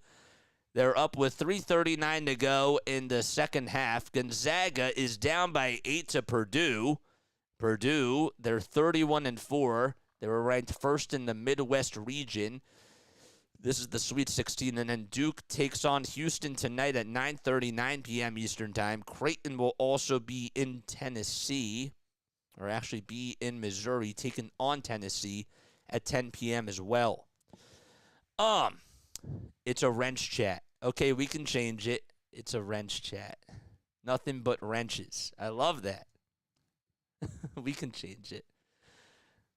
Well, I was just thinking. Mod Madness. As soon as you said March Madness, I'm just thinking about mods now. I'm thinking about all these puns. 73, 71. Am I the only one who doesn't get into March Madness? No, you're not. But it is cool. All right, so Allen gets the little pass down low from Okoro, but it gets deflected and it goes out of bounds. We got to go back to our scores up here. I love watching March Madness, and I like tuning into the games and watching the scores. But we got a Sixers game. Sixers down by 2. Allen gets the inbound over at the baseline. He's being guarded by Ricky Council IV. So Council's been getting some more minutes tonight. Batum trying to play defense over Mitchell. Underhand scoop is up. That's no good. And a shot clock violation called against the Cleveland Cavaliers. The Sixers lock all windows and doors and are able to provide a nice defensive stop. 73-71. Sixers down by 2. And they're looking to either tie the game or go out in front by 1. Batum and the Sixers go from right to left. Maxey will try to get the dribble handoff, and he does so at the logo. Maxey wants to get a move on. His defender, Okoro, he'll pass it out to Batum for a wide-open 3. Bullseye!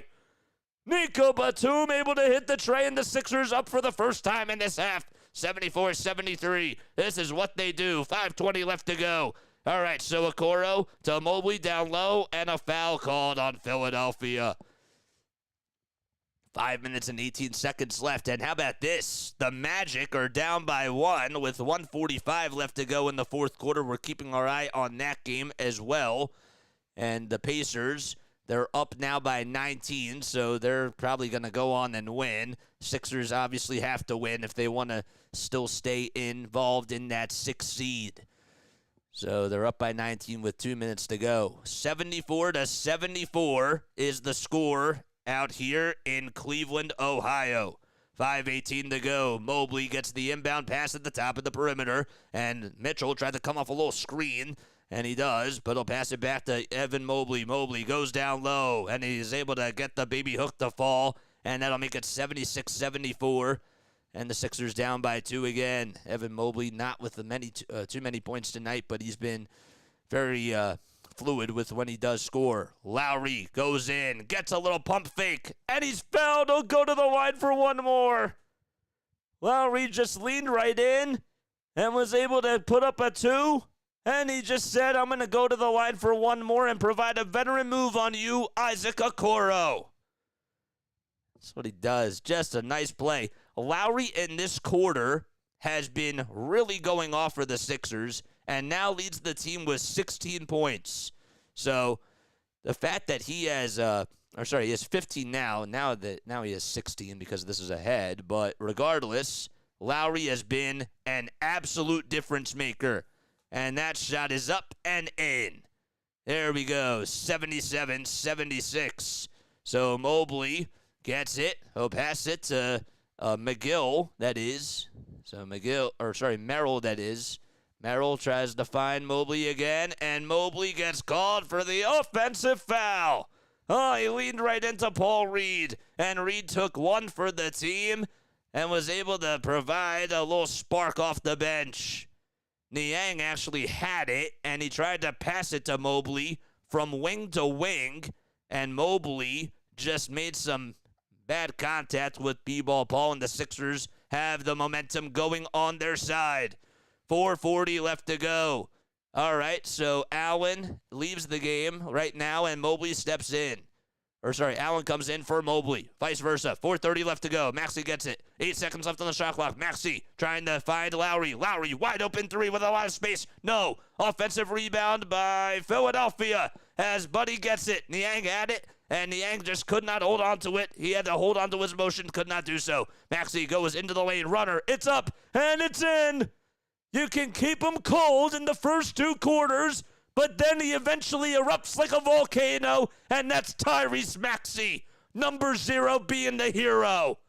79-76. Here is Allen on a drive. Runner, yes. Jared Allen trying to spoil the party. 3:50 left to go in the third quarter. Philadelphia up by 1. All right, Maxey step back 3, lets it fly. Oh, it's a little short again. Offensive board, though, by Reed. That's his 8th of the game. Reed goes up with a 2, not once, and he gets it back. Another offensive rebound again by Paul Reed as he boxed out Jared Allen. Lowry at the logo, finds Maxey. Maxey, ISO, three-pointer, near side, yes! And Tyrese Maxey is able to throw it into the ring of fire. 82-78 with 3:15 left to go, and the Sixers have come all the way back. Mitchell, 3, and he's fouled. It was not in the act of shooting, though. It was just a personal foul on the floor. How about Paul Reed just providing some big rebounds? And Niang, first of all, Niang could not hold on to the first rebound. It was a long board that Niang was just leaning in for. He just could not catch his feet. His feet were slipping. And Buddy was like, I got it. I'll take it up. And Buddy able to provide a nice little impact there. There you go. 82-78, 3:12 left to go in the third quarter. And we have an inbound pass to Donovan Mitchell. And Mitchell is able to make it, and he's fouled as well. Man, that was tough. Lowry just committed a foul off the inbound pass, and Mitchell was able to hit it. But they're actually going to redo the inbound here, and I'm a little confused as to why. It was a personal foul on the floor. That's why. Okay, well, Garland will get it now, and I'll pass it over to Okoro at the top of the key. 5 seconds left on the shot clock. Okoro wants to get going, puts up a shot, and that one goes in. So that was Isaac Okoro that was able to make that shot. It's 82-80. Here's Reed over at the foul line, going up against Tristan Thompson, a guy that has won a championship with the Cavaliers and has been the only person left from that championship team. And he throws it away, Paul Reed that is, and actually got called for a travel. Nonetheless, though, it'll be Cavaliers basketball. How about Tristan Thompson? What a career he's had. Won a championship with LeBron James, Kyrie Irving, and Kevin Love, and he's the only member still left from that championship team. Garland gets it over at the logo. Sixers up by a deuce. Niang, the former Sixer, already in the game, has provided 13 points. He's 3 for 6 from 3. Another three-pointer by Merrill, and that one goes in. So Sam Merrill, out of all people, with all due respect, able to go 4 for 5 from 3.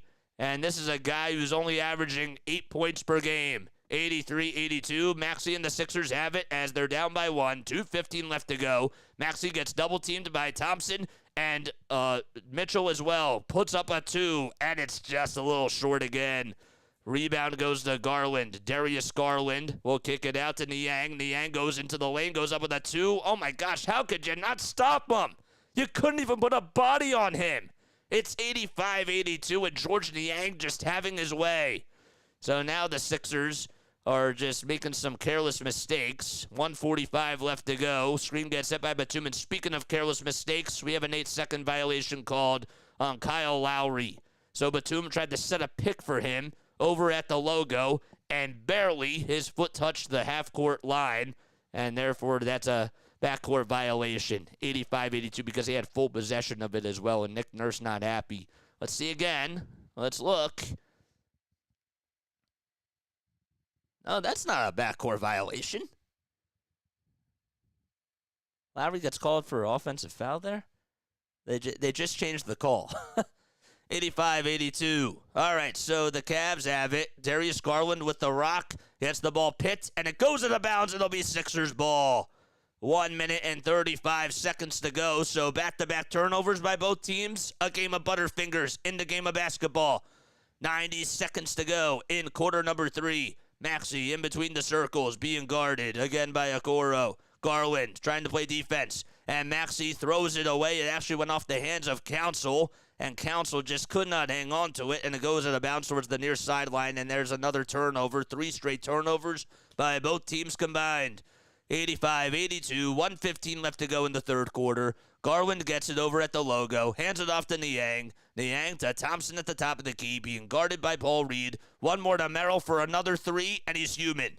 And the ball gets poked, and it goes out of bounds. Thank goodness the Sixers may have dodged a bullet there, because if that would have landed into Merrill's hands, that could have been trouble. Thompson trying to fight for his life as he tried to get the rebound as he was going out of bounds, and he almost collided with Nico Batum. And Tristan Thompson, look out below! A 6'9" guy, you just gotta watch out for that guy. 85-82, Maxey steps back, pulls up for 3, no, follow through, it's good by Hield. Nobody could box him out, and Buddy just came out of nowhere and buzzed in and got the layup. 85-84, 44 seconds to go in the third quarter. Garland out there for the Cavs. Steps into a three-pointer off a screen. It's airballed. Maxey has it. Maxey is set free. He finds Council, who goes downhill. Council, three-pointer. That one's up, and that's in. That was actually Buddy Hield that made the 3 off the assist by Ricky Council. And all of a sudden, a 5-0 run by Buddy Hield and the Philadelphia 76ers. 22 seconds to go. Well, the first part of the third quarter was Kyle Lowry after the timeout was called by Nick Nurse. And then it was Tyrese Maxey, and now it's Buddy Hield. 12 seconds to go. Cavs ball. Merrill back outside to Garland for a contested 3. Got it! That's like shooting in 2K. 87-85. They guarded him so well, and he just makes a 3. Are they going to count it, though? No, they say shot clock violation. Oh, thank goodness. Oh, man. 8.5 seconds left. Sixers will have Maxey get the inbound, and Maxey is fouled on the floor. My gosh, if they would have counted that, that would have easily hurt. That is crazy. 87-85. Thank goodness that shot did not count. Good job by the Sixers on the defense, but they just barely dodged that. But 6.1 seconds to go. The Sixers have shot 7 for 16 from beyond the arc in this quarter. They lead it by 2. There's 6 1/10 of a second remaining in this third period. Batum will have to inbound it to somebody. He has to get it off, and he has to do so now, and he finally does so. Lowry gets the inbound. Lowry at the logo. 3 seconds left to go. Lowry trying to drive inside. Goes up with a shot. It's contested, and that's going to do it. Good contest by George Niang. But how is Kyle Lowry not fouled there? Again, he just got slapped on the wrist. They're showing the replay. How? An atrocity. Oh, that's too bad. Another no-call play, and we go to the fourth quarter. Sixers only up by 2. How is that not a foul? Oh man, he was being all bodied up by 3 defenders, and Merrill just sliced him right on the wrist. How's this not a foul? Gosh. But we go to the fourth quarter. All right, I hope that you're all doing well and that you're having yourselves a very, very great night. My name is Jason Joseph. This is Play-by-Play with JJ. I'm going to ask you a Sixers trivia question.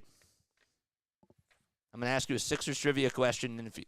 ask you an NBA trivia question. These Sixers trivia questions, they're not always Sixers trivia questions. I'm going to ask you an NBA trivia question. If you get it right, you'll hear this. If you get it wrong, you'll hear this. Okay. Which player became the second player in league history to win 3 consecutive Finals MVP awards? Okay? Which NBA player became the second player in league history to win 3 consecutive Finals MVP awards? Good luck. Man, Cleveland messing up my parlay. I feel you, Georgetown. I feel that. Let me know. The second player in league history to win 3 consecutive Finals MVP awards. Kobe, you're close, but Magic. 2 Lakers. MJ, not a Laker, but that's incorrect. All incorrect. The second player in league history to win 3 consecutive final MVP awards. Notice how I said Laker? Notice how I said Laker? Bron. No. Kareem. Good guess, but again, second. The second. You're close. You're close. You guys are going to get this. Somehow, someway, you're going to get it. I know you are. Shaq. JC, you got it. I just wanted to ring the bell again.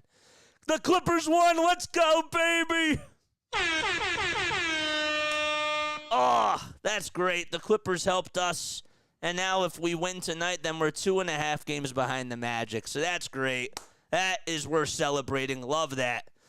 All right. Philadelphia all tied up at 87 apiece. That's great. As we go into the fourth quarter, it's actually 87 to 85. So Garland gets it over at the foul. The foul mark goes up with a runner, and that's why it's tied up at 87. So that's why ESPN said that. 87, that's what we're locked in as.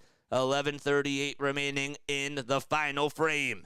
Hield, Batum, and the Sixers out there on the offensive side now. So Hield gets it over on the far wing, hands it off to Council. Council, 5 on the clock, puts up a shot. It goes up, and he was fouled, but they didn't call it again. Figures. Thompson got the rebound.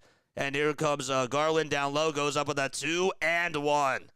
Man, that's just crazy. How on earth was that not a foul call either? And I'm not really one to complain. Nick Nurse is all in the ref's face, and that's just what he does. But he has every right to be. Just unbelievable. And Buddy Hield got called for a foul. Not going to be too, I don't know what the word is. I'm not going to be too picky. 89-87.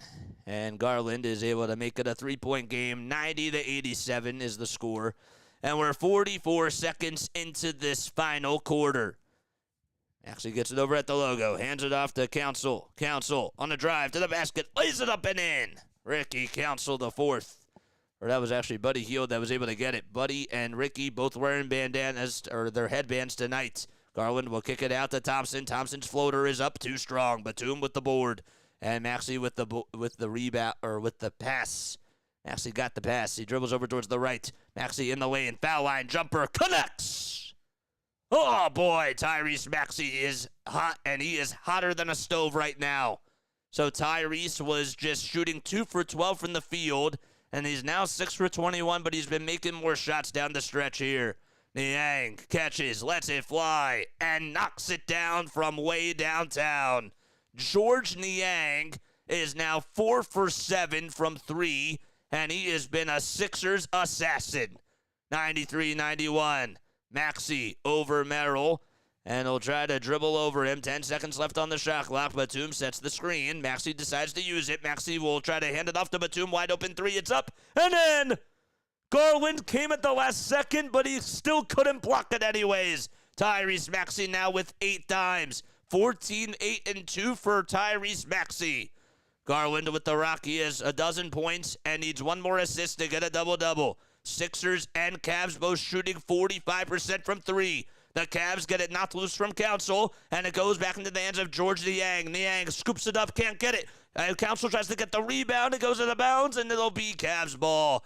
That was actually Reed that tried to get it, and Paul Reed just could not hang on to it. It would have been tough anyways because he had to try to get it on the floor and just keep up with his motion. But regardless, 94-93, Philadelphia up by 1 as we're coming down in the final quarter. There's still plenty of time left to go, though. Kyle Lowry will come in for Council, and Tobias Harris will come in for Maxey. Evan Mobley will be the replacement for Thompson. The ball should be inbounded by Cleveland, and it will. They're showing a replay. Aren't they going to go to isn't the game going to happen, though? Aren't they going to go? Yep, okay, they go back to regulation. All of a sudden, George Niang goes up with a shot, and it goes in. So I couldn't tell who even made the pass. On the ESPN app, it says it was Darius Garland. That was just poor. And I've worked in production, and I usually give them a lot of praise for doing this, like when they do a good job, but that was poor. Lowry goes over towards the foul line, or to the half-court mark, that is. Hands it off to Harris. Harris back to Lowry. 8 on the shot clock. Lowry being mustered up and clamped down on defense and throws it into the hands of Hield. Hield to Lowry. 2 seconds left. Lowry has to go with a low prayer, and he gets fouled. He does get fouled. Actually, they're going to call a turnover, and they're going to say that Lowry traveled. Okay. 95-94. Philadelphia down by 1. Now Garland gets the inbound again. So Lowry actually really just stepped out of bounds. 9 minutes to go. Philadelphia down by 1, 95-94. Mobley gets it inside, and a foul called on Paul Reed as he just was able to swipe him on the wrist again. Warriors won? Oh, the Warriors winning doesn't matter. It doesn't matter for the Sixers, but yeah, 95-94. So the Clippers did us a solid. That's nice. Mobley gets the inbound. 5 seconds left on the shot clock. Mobley spinning, and he'll pass it out to Merrill. One more to Niang. Niang for 3 on the near wing. Got it. Oh, my gosh. A stab in the heart by George Niang. And he is feeling himself. He's now 6 for 9 from 3. Are you kidding me? Him and Merrill combined have been able to put up 9 or 10 threes combined. Just crazy. I say he's 5 for 8, but it said it was 5 for 8 before. All right, I'm going to take one more step off. I will see you very soon. Don't go anywhere. Don't go anywhere. Be right back.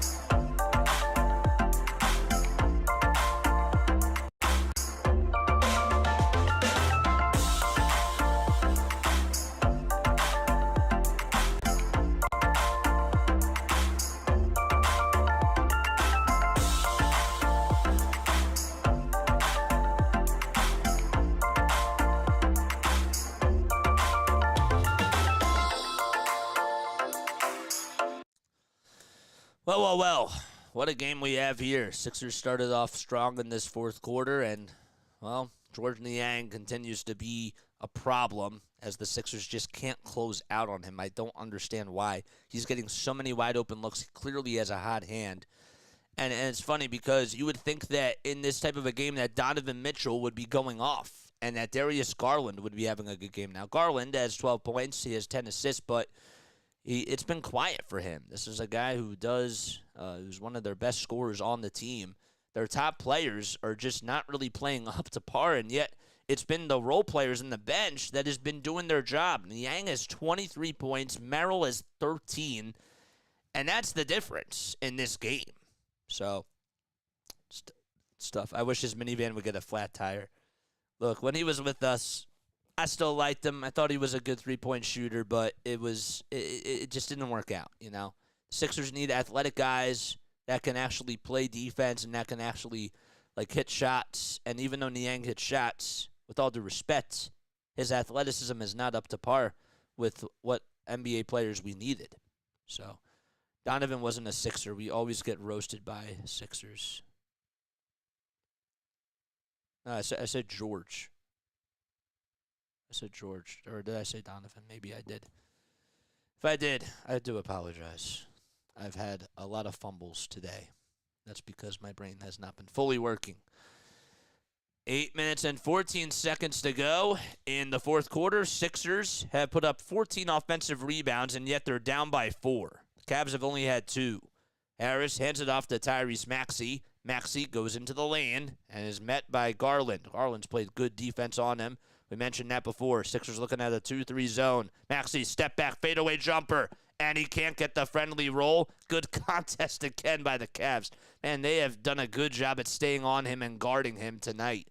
So Marcus Morris Sr., the former Sixer, back out there for the Cavaliers.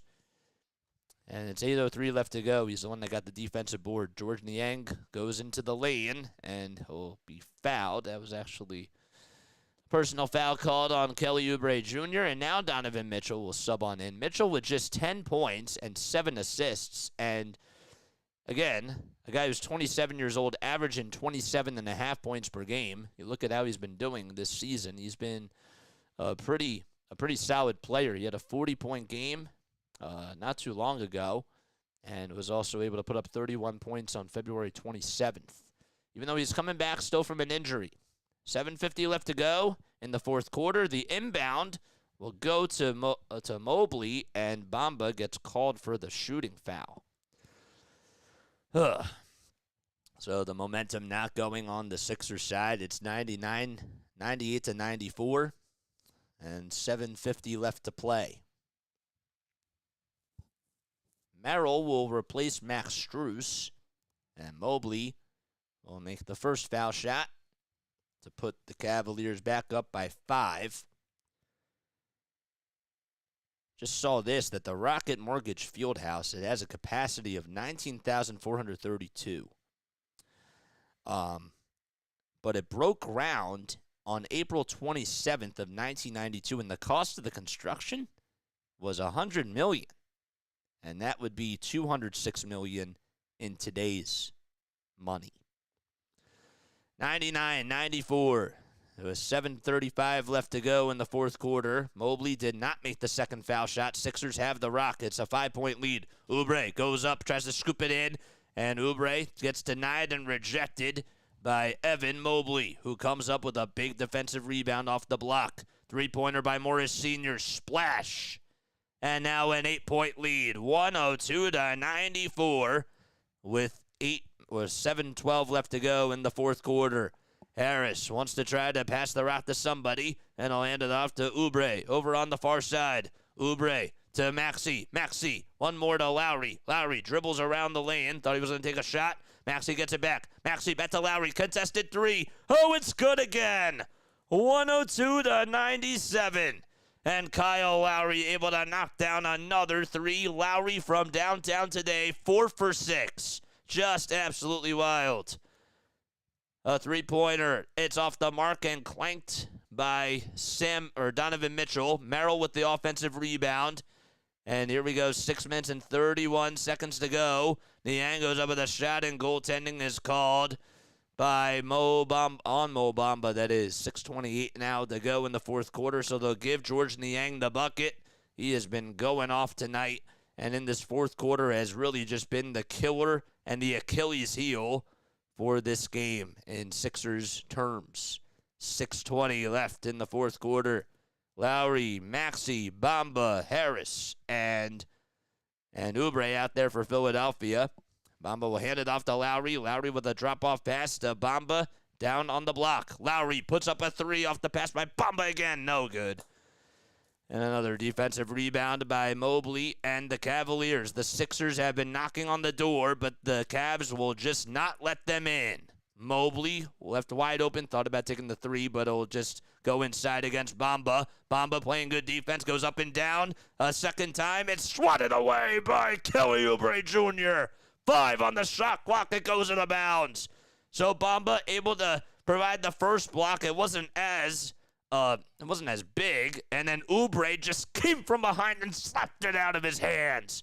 It was like, get that out of my house. Get that you-know-what out of here. 5 seconds left to go on the shot clock. The ball gets stripped by Batum, and Batum, it goes out of bounds. It was last touched by Mitchell. It was last touched by Batum, who was guarding Donovan Mitchell, and that just takes about maybe a second off the shot clock. 3.5 seconds to go in quarter number 4. Sixers, they've got to win this game if they want to stay alive in the playoffs and try to get the 6th seed. Merrill gets the inbound, has to put up a prayer from 3. No, and that didn't even hit the rim, so a shot clock violation called, and that'll be against the Cleveland Cavaliers with 5:40 remaining in the 4th quarter. Morris thought he was fouled. The ref's talking things over, so it's just a shot clock turnover. Let's see again. Did it hit the rim? Oh, it did. It actually did hit the rim, to be honest with you. It did. It barely hit the front of the rim. Can they review that, though? I don't know. 5:40 left in the 4th quarter. Are the Cavs not going to challenge this? I'm a little confused. It just hit the front of the rim. Barely. Yep. Let's see again. Yep. That hit the front of the rim for sure. All right. So no shot clock violation. So it'll be Cavs ball. 5:40 remaining in the 4th quarter. See, I feel like that they always review these types of things for whoever we play against, but they don't do it for us. Niang will hand it off again to Donovan Mitchell. Mitchell, step back, 3-pointer over Harris, off the mark. Good contest by Toby. Batum with the board. Batum to Lowry. Lowry goes down low. Alley-oop shot. It's in by Bamba. Look out below for Mo.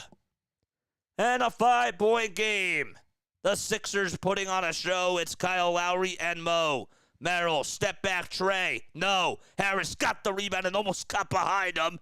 And that could have been stolen by Strus. Lowry again off to the races. The Magician, step back 2. Got it again. It's been all about Kyle Lowry as he comes into Cleveland. And you think that the Sixers are out of it. And Lowry says, not on my watch, even though I'm 37. That is crazy. Oh, boy. So there you go, 104 to 101 with 5:01 left to go in the 4th quarter. Snowman, confirm that you need me for Sunday. Of course, yes. I tried to, yes, I need you for Sunday. I'm doing the Sixers game, and I need you to cover me for the Phillies. 1:35 p.m. Eastern Time. I'll try to call you after the game tonight. A little bit after the game is over, and we'll talk more about it. But yes. All right, 5:01 left, and the Sixers have 101 points. I said to the final score, I think I said 108 to 107. I think that's what I said. But yes, got it on the schedule, and I will be ready. Cool. Yes, call me after the game tonight because I got to go over some stuff with you. And it's nothing bad. It's nothing bad at all. There's just a couple things I have to go over with you in regards to this. Kyle Lowry, a.k.a. Floppy, I did not like him, and now I love him. Even though you said now I hated him before, and now you love him. If you are new to the channel, make sure you guys like and subscribe and turn on those notification bell icons, and that way you'll know when we go live. My name is Jason Joseph. This is Play by Play with JJ. I love each and every one of you. If you love our content that we do on here, make sure you come on for all the Sixers and all the Phillies games that we do. It is absolutely a lot of fun, and we have a blast. How many people do we have on here? Can somebody give me a head count? Who's doing roll call? We got 17 people I see on here. 24 likes. Come on, let's get to 30. We got 80 for the baseball game. We gotta work up that chain. You know what I'm saying? We gotta move up. 104 to 101. 5 minutes and 2 seconds left to go. I like it better the way you said it, JJ. What did I say? You meant my comment. 17, 18. I'm confused. I'm confused on what Larry means by 17. 1:35. Oh, yes. 1:35 p.m. is the start time. Yes, that's correct. Thought you meant the Sixers. I thought that you meant that the Sixers have gone on a run over the last 95 seconds. That's not what you meant, though. 19. Are we going up to 20? Are we just counting up? You people in the chat. I got you at 30. Oh, man, I didn't even. Okay, I didn't refresh the page. That's my bad. That's my bad. Okay. All right, cool. All right, I thought we were just counting up. Now I understand. All right, Mitchell gets the ball stripped and stolen away by Harris. Oh, man, they just came back. Lowry, step back, three-pointer, no. Bamba, put back, yes! Oh, my gosh, Mo Bamba is able to get the bench up and running. 104-103, 4:25 left to go as he almost threw down the house. Mobley on the other side gets past Mo Bamba, and he's able to get the layup. It didn't look as sexy at all whatsoever, but Bamba with the ferocity on that dunk. Bamba gets it at the top of the key, hands it off to Maxey. Maxey at the foul line, being guarded heavily and double-teamed. He has to pass it. He goes up with a shot. It's tough. Bamba trying to fight for the rebound, and it goes into the hands of Mobley. Mobley just boxed him out. 106-103. 4 minutes to go. Here's Garland again, a dribble handoff to Mobley at the perimeter. Mobley wants to dance over Bamba. Mobley steps back, puts up a 2, and he gets the friendly bounce. Just the soft touch over Mo Bamba again. 108-103. Mobley has been doing a good job in this fourth quarter with 3:35 left to go. Pacers beat the Lakers. Boo, that sucks. All right, 3:30 remaining in the fourth quarter. Maxey gets it over at the timeline. Hands it off to Bamba. Bamba to Harris. Harris, foul line. What's he going to do? Goes over with a jumper over Mobley, and he connects. Well, Mobley had his way over Mo Bamba, and Tobias Harris says, I got something to say about that, and he looks a little bit animated with a little snarl. That's what you want from Toby. 3:18 to go, and a timeout by Bickerstaff and the Cavs. That's just great. I mean, I'm going back to that Mo Bamba replay, and I'm going to play that on repeat. If I'm Nick Nurse and I'm studying film, that is what Mo has to do. My gosh. From atrocity to ferocity. The city of Atropolis. That's like what I first thought about. I can't believe the Pacers won. I knew that was going to happen with the way the score was going. But the Lakers, come on, LeBron. You needed to do us a solid, LeBron. Come on. Come on, LeBron. Did he even play today? AD did.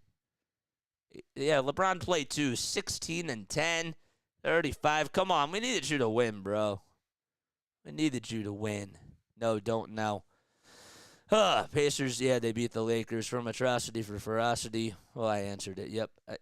LeBron did play. That sucks. I still can't believe that Boston blew away a 30-point lead to Atlanta. And Atlanta beat them twice. I'm telling you, this Boston team is beatable. I'm telling you. There's something about them. Lowry tonight has not been beatable. He has 21 points, 3 rebounds, and 5 assists. And, again, this guy just shows a lot of flashes of turning back the clock. That's great, you know? That's a season high, the 21 points in the Sixers uniform that he's had. He's 6 for 11 from the field. Philadelphia is down by 3 with 3:18 remaining in the fourth quarter.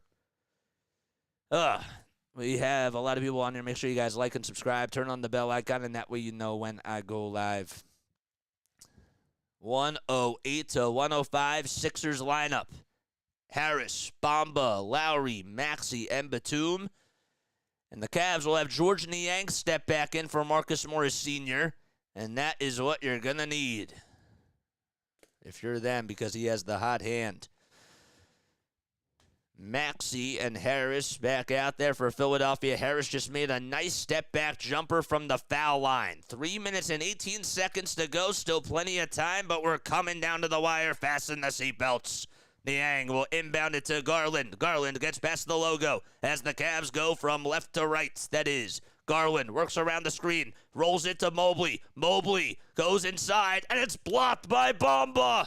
Bamba just with another block there. It wasn't anything crazy, but it was a nice, clean block. 108-105. Maxey has the ball. Sixers in their front court. 10 on the clock. Maxey will swing it out to Harris. Harris will drive it in towards the lane. Runner, it's up, and it's in.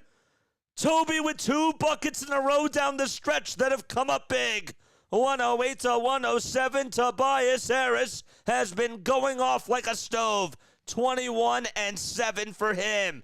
Garland at the top of the near wing. He'll drive it inside, dribbles around the timeline. Bamba could not stay on him, but he throws it into the hands of Thompson. Thompson back to Garland for three. That one goes in and out and busts into the hands of Lowry. Lowry not wasting any time. Sixers could go ahead with a 2 or 3. Lowry will have to pass it off to Maxey. Maxey pulls up from outer space, and he can't get it. Strus got the rebound. Oh, Maxey, you can't take that shot, even though I love it when you take those threes. Oh, man, 108, 107. That could have been everything the Sixers needed. 2 minutes left to go. Garland gets it in between the circles, and his defender is Mo Bamba. Not a good sign. Garland goes into the lane and puts it up and in. Got past Bamba, and that's how it works. A game of tic-tac-toe and chess. 110 to 107. Well, still 145 left to go. Maxey will hand it off again to Lowry as the Sixers look to reset.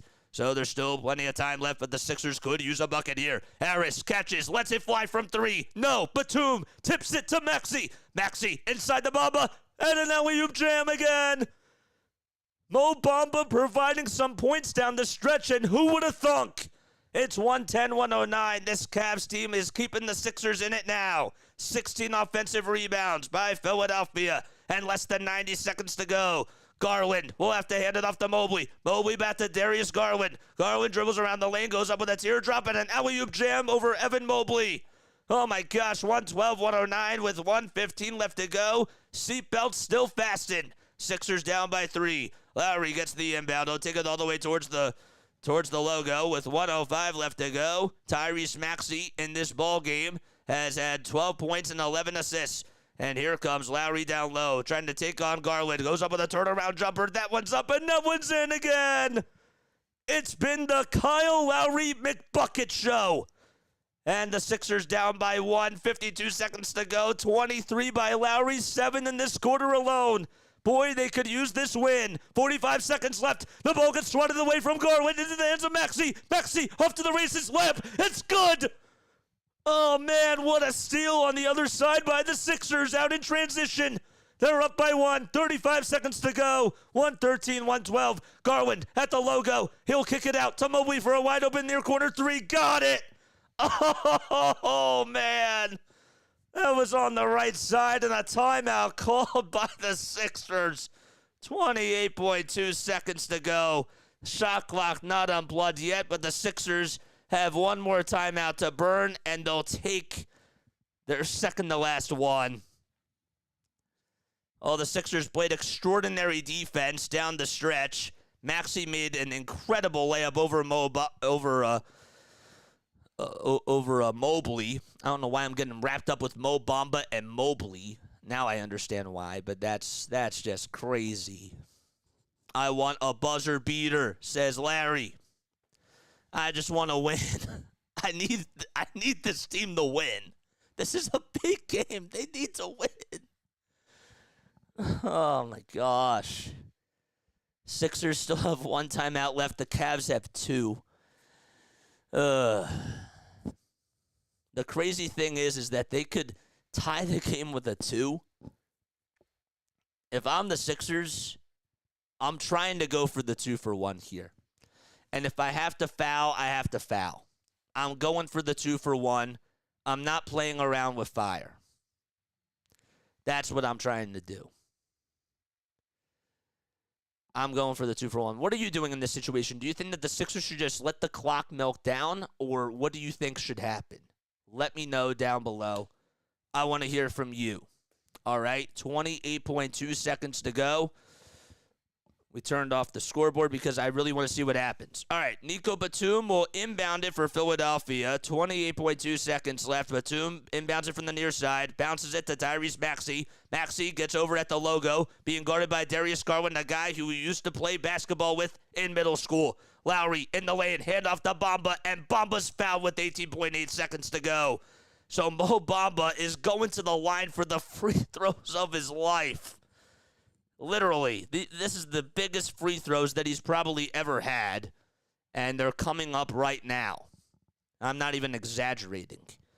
So he needs 2 free throws to tie this game. 18.8 seconds to go. Sixers have one more timeout to burn. Bamba, first foul shot. He puts it up, and he nails it. Good. The second one. This is the big one. 115 to 114. And let's see what happens here. Bamba dripping with a lot of sweat. All down his face. 14 and 7 for Mo. Right on cue. He is also 6 for 7 from the field. Embiid staring over on the sideline. Oubre on the bench as well. I wonder why he's not even out there. Bamba for the tie. No! And a foul as Allen gets it, and they have to foul immediately, and they do. So they foul, and a timeout called by the Cavs with 17.6 seconds to go. Bamba could not tie the game, and there's still time to go. But that would have been huge.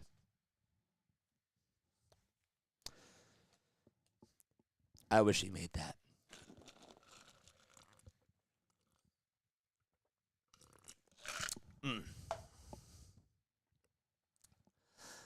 Oh, boy. This is the best part of basketball. I love these, final seconds. I think it's so great for sports. I really do. I love the 9th inning in baseball. I love the final drive. And I love when they pull the goalie in hockey. It's all great. We have to win. I agree with you. I know. We have to win. If we lose, our chances of getting the 6th seed are probably not going to be high. I'll put it to you like that. If you guys are new, though, make sure you guys like and subscribe. My name is Jason Joseph. This is Play-by-Play with JJ. We'll be back on tomorrow afternoon for another Phillies game. So if you guys love this content, make sure that you come on for another Phillies game tomorrow afternoon. I would love to see you there. 115, 114. Hang on to your seatbelts and fasten them. 17 and a half seconds to go. The Cavs will inbound the ball. The shot clock is unplugged. They actually added a 1/10 of a second on the game clock. 17.6. Mobley will inbound it, or will be the inbounder, and he'll inbound it this time to Niang, and Niang is fouled by the Sixers. I don't know if it was on Oubre or if it was on Lowry. 16.1 seconds to go. So even if Niang makes both foul shots, the Sixers actually do have one more foul to give, I guess. Doesn't say that they're in the bonus, but Niang is holding onto his face. I guess he got hit really hard in the face, and he'll go to the line for... Is he going to go to the line? Oubre did foul him, yep. Oubre and Lowry literally made a lot of contact with him, and I think Lowry just slapped him on the nose by accident. Is he going to the line? 16.1 seconds left. They don't say that if they're in the bonus or not, but it looked like it was just a foul on the floor. Nick Nurse, not happy. Are they going to look and see if this is a flagrant? I don't know what he's not happy about. They're not showing the full court, so I can't see. 16.1 seconds left. That's all I know. And the Cavs will inbound it again. So that was just another foul to give. Mobley has to inbound it, and he does so this time to Mitchell. Mitchell, they thought that they fouled him, and they finally do so. I don't know how Harris didn't foul Mitchell as soon as he inbounded it. How did that not occur? 12.8 seconds left, and there's still plenty of time. That's not the thing, though. Mitchell's going to go to the line to shoot some free throws. And, well, Donovan Mitchell this season from the line, I'll tell you in just a couple of seconds, he's 1 for 1 tonight, and he is an 86% foul shooter this season. First foul shot going up, and that's good. 116, 114. I don't understand how Harris did not foul, but the foul was called finally, and I think it was on Oubre. Not even looking at that right now because I don't want any sort of a spoilers. 12.8 seconds left. The Sixers do have one more timeout, so that's good news. They could still tie it with a 3. But the Cavs still have one more left after that. 116, 114. Second foul shot by Mitchell. Let's see. It goes up, and he drains it. So Batum will inbound it to Maxey. Nick Nurse's play on. Maxey gets it at the logo. 8 seconds left to go. Maxey, step back. Thought about taking the 3, and he will. Here, right here, he puts it up, and it goes in and out. 1.5 seconds to go, and that's going to do it. The Sixers lose 117 to 114.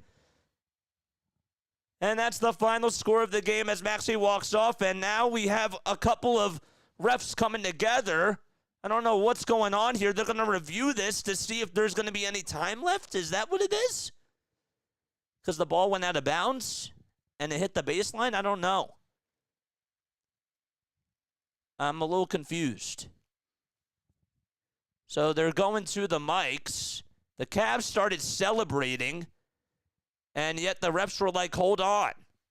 Now, where was this in the last game for the Sixers? Crazy.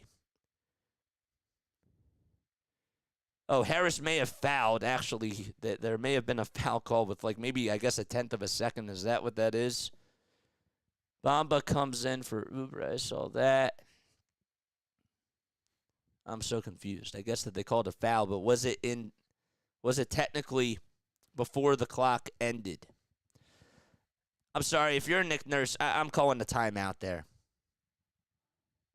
That's what I'm doing.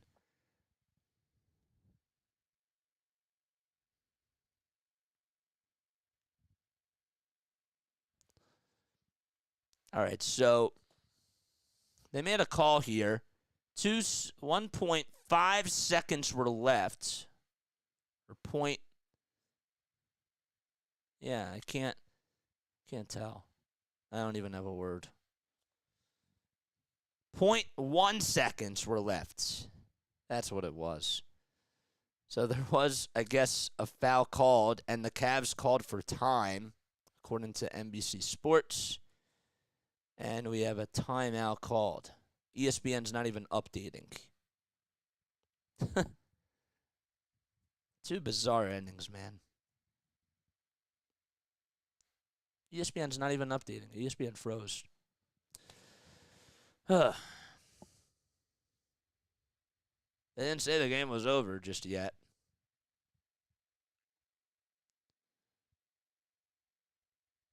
Well, what the heck's going on with the ESPN app?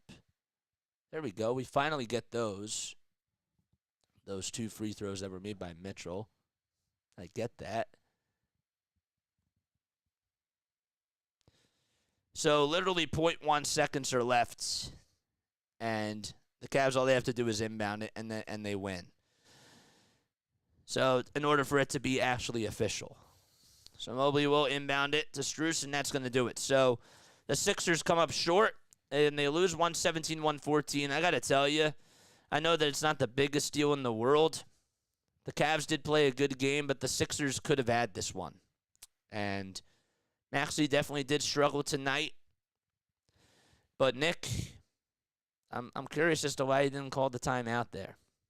Because I think that you need, in that moment in time, I think you need to settle down and you need to think about maybe going for a 2 or a 3 and try to keep the defense on their toes. Now, could he have done that on the inbound play?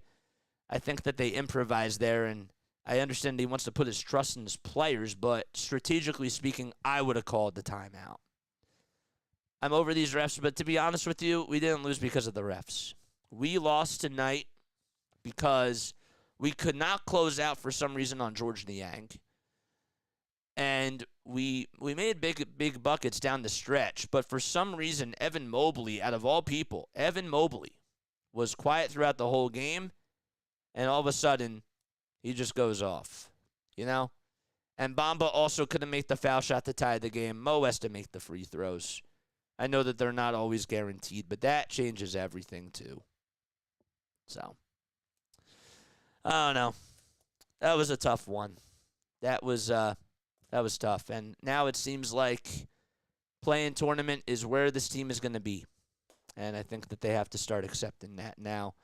Obviously, they're gonna play more games too, and they're not officially out of it just yet. But it's gonna be really tough to stop some of these other teams. It is. But look, thoughts on tonight's game? If you want to comment down below and give me one word, you can. All right? Give me one word down below. Would love to hear your thoughts. That was a heartbreaker. Definitely the play-in, says Grace. Yep. Should we update our standings? I don't really feel like it. I don't, but that's tough, man. They should have won that. How does Toby not foul at the end? Takes like 5 seconds off the clock. He's so soft with his fouls. It's crazy. I do love you guys, and I'll catch you all in the next one. I will be back tomorrow afternoon at 4:05 p.m. Eastern Time for another Phillies game, all right? And then the Sixers will be back on Sunday. Snowman has you covered for the Phillies game on Sunday afternoon. And then we got the Sixers at night. Joel, we need you, says Grace. That is an understatement. We definitely need Joel. Yang got 25 points. You know how much I don't like seeing that headline? That is tough. All right. Love you guys. Catch you on the next one. Good night and Lila Tov. See ya.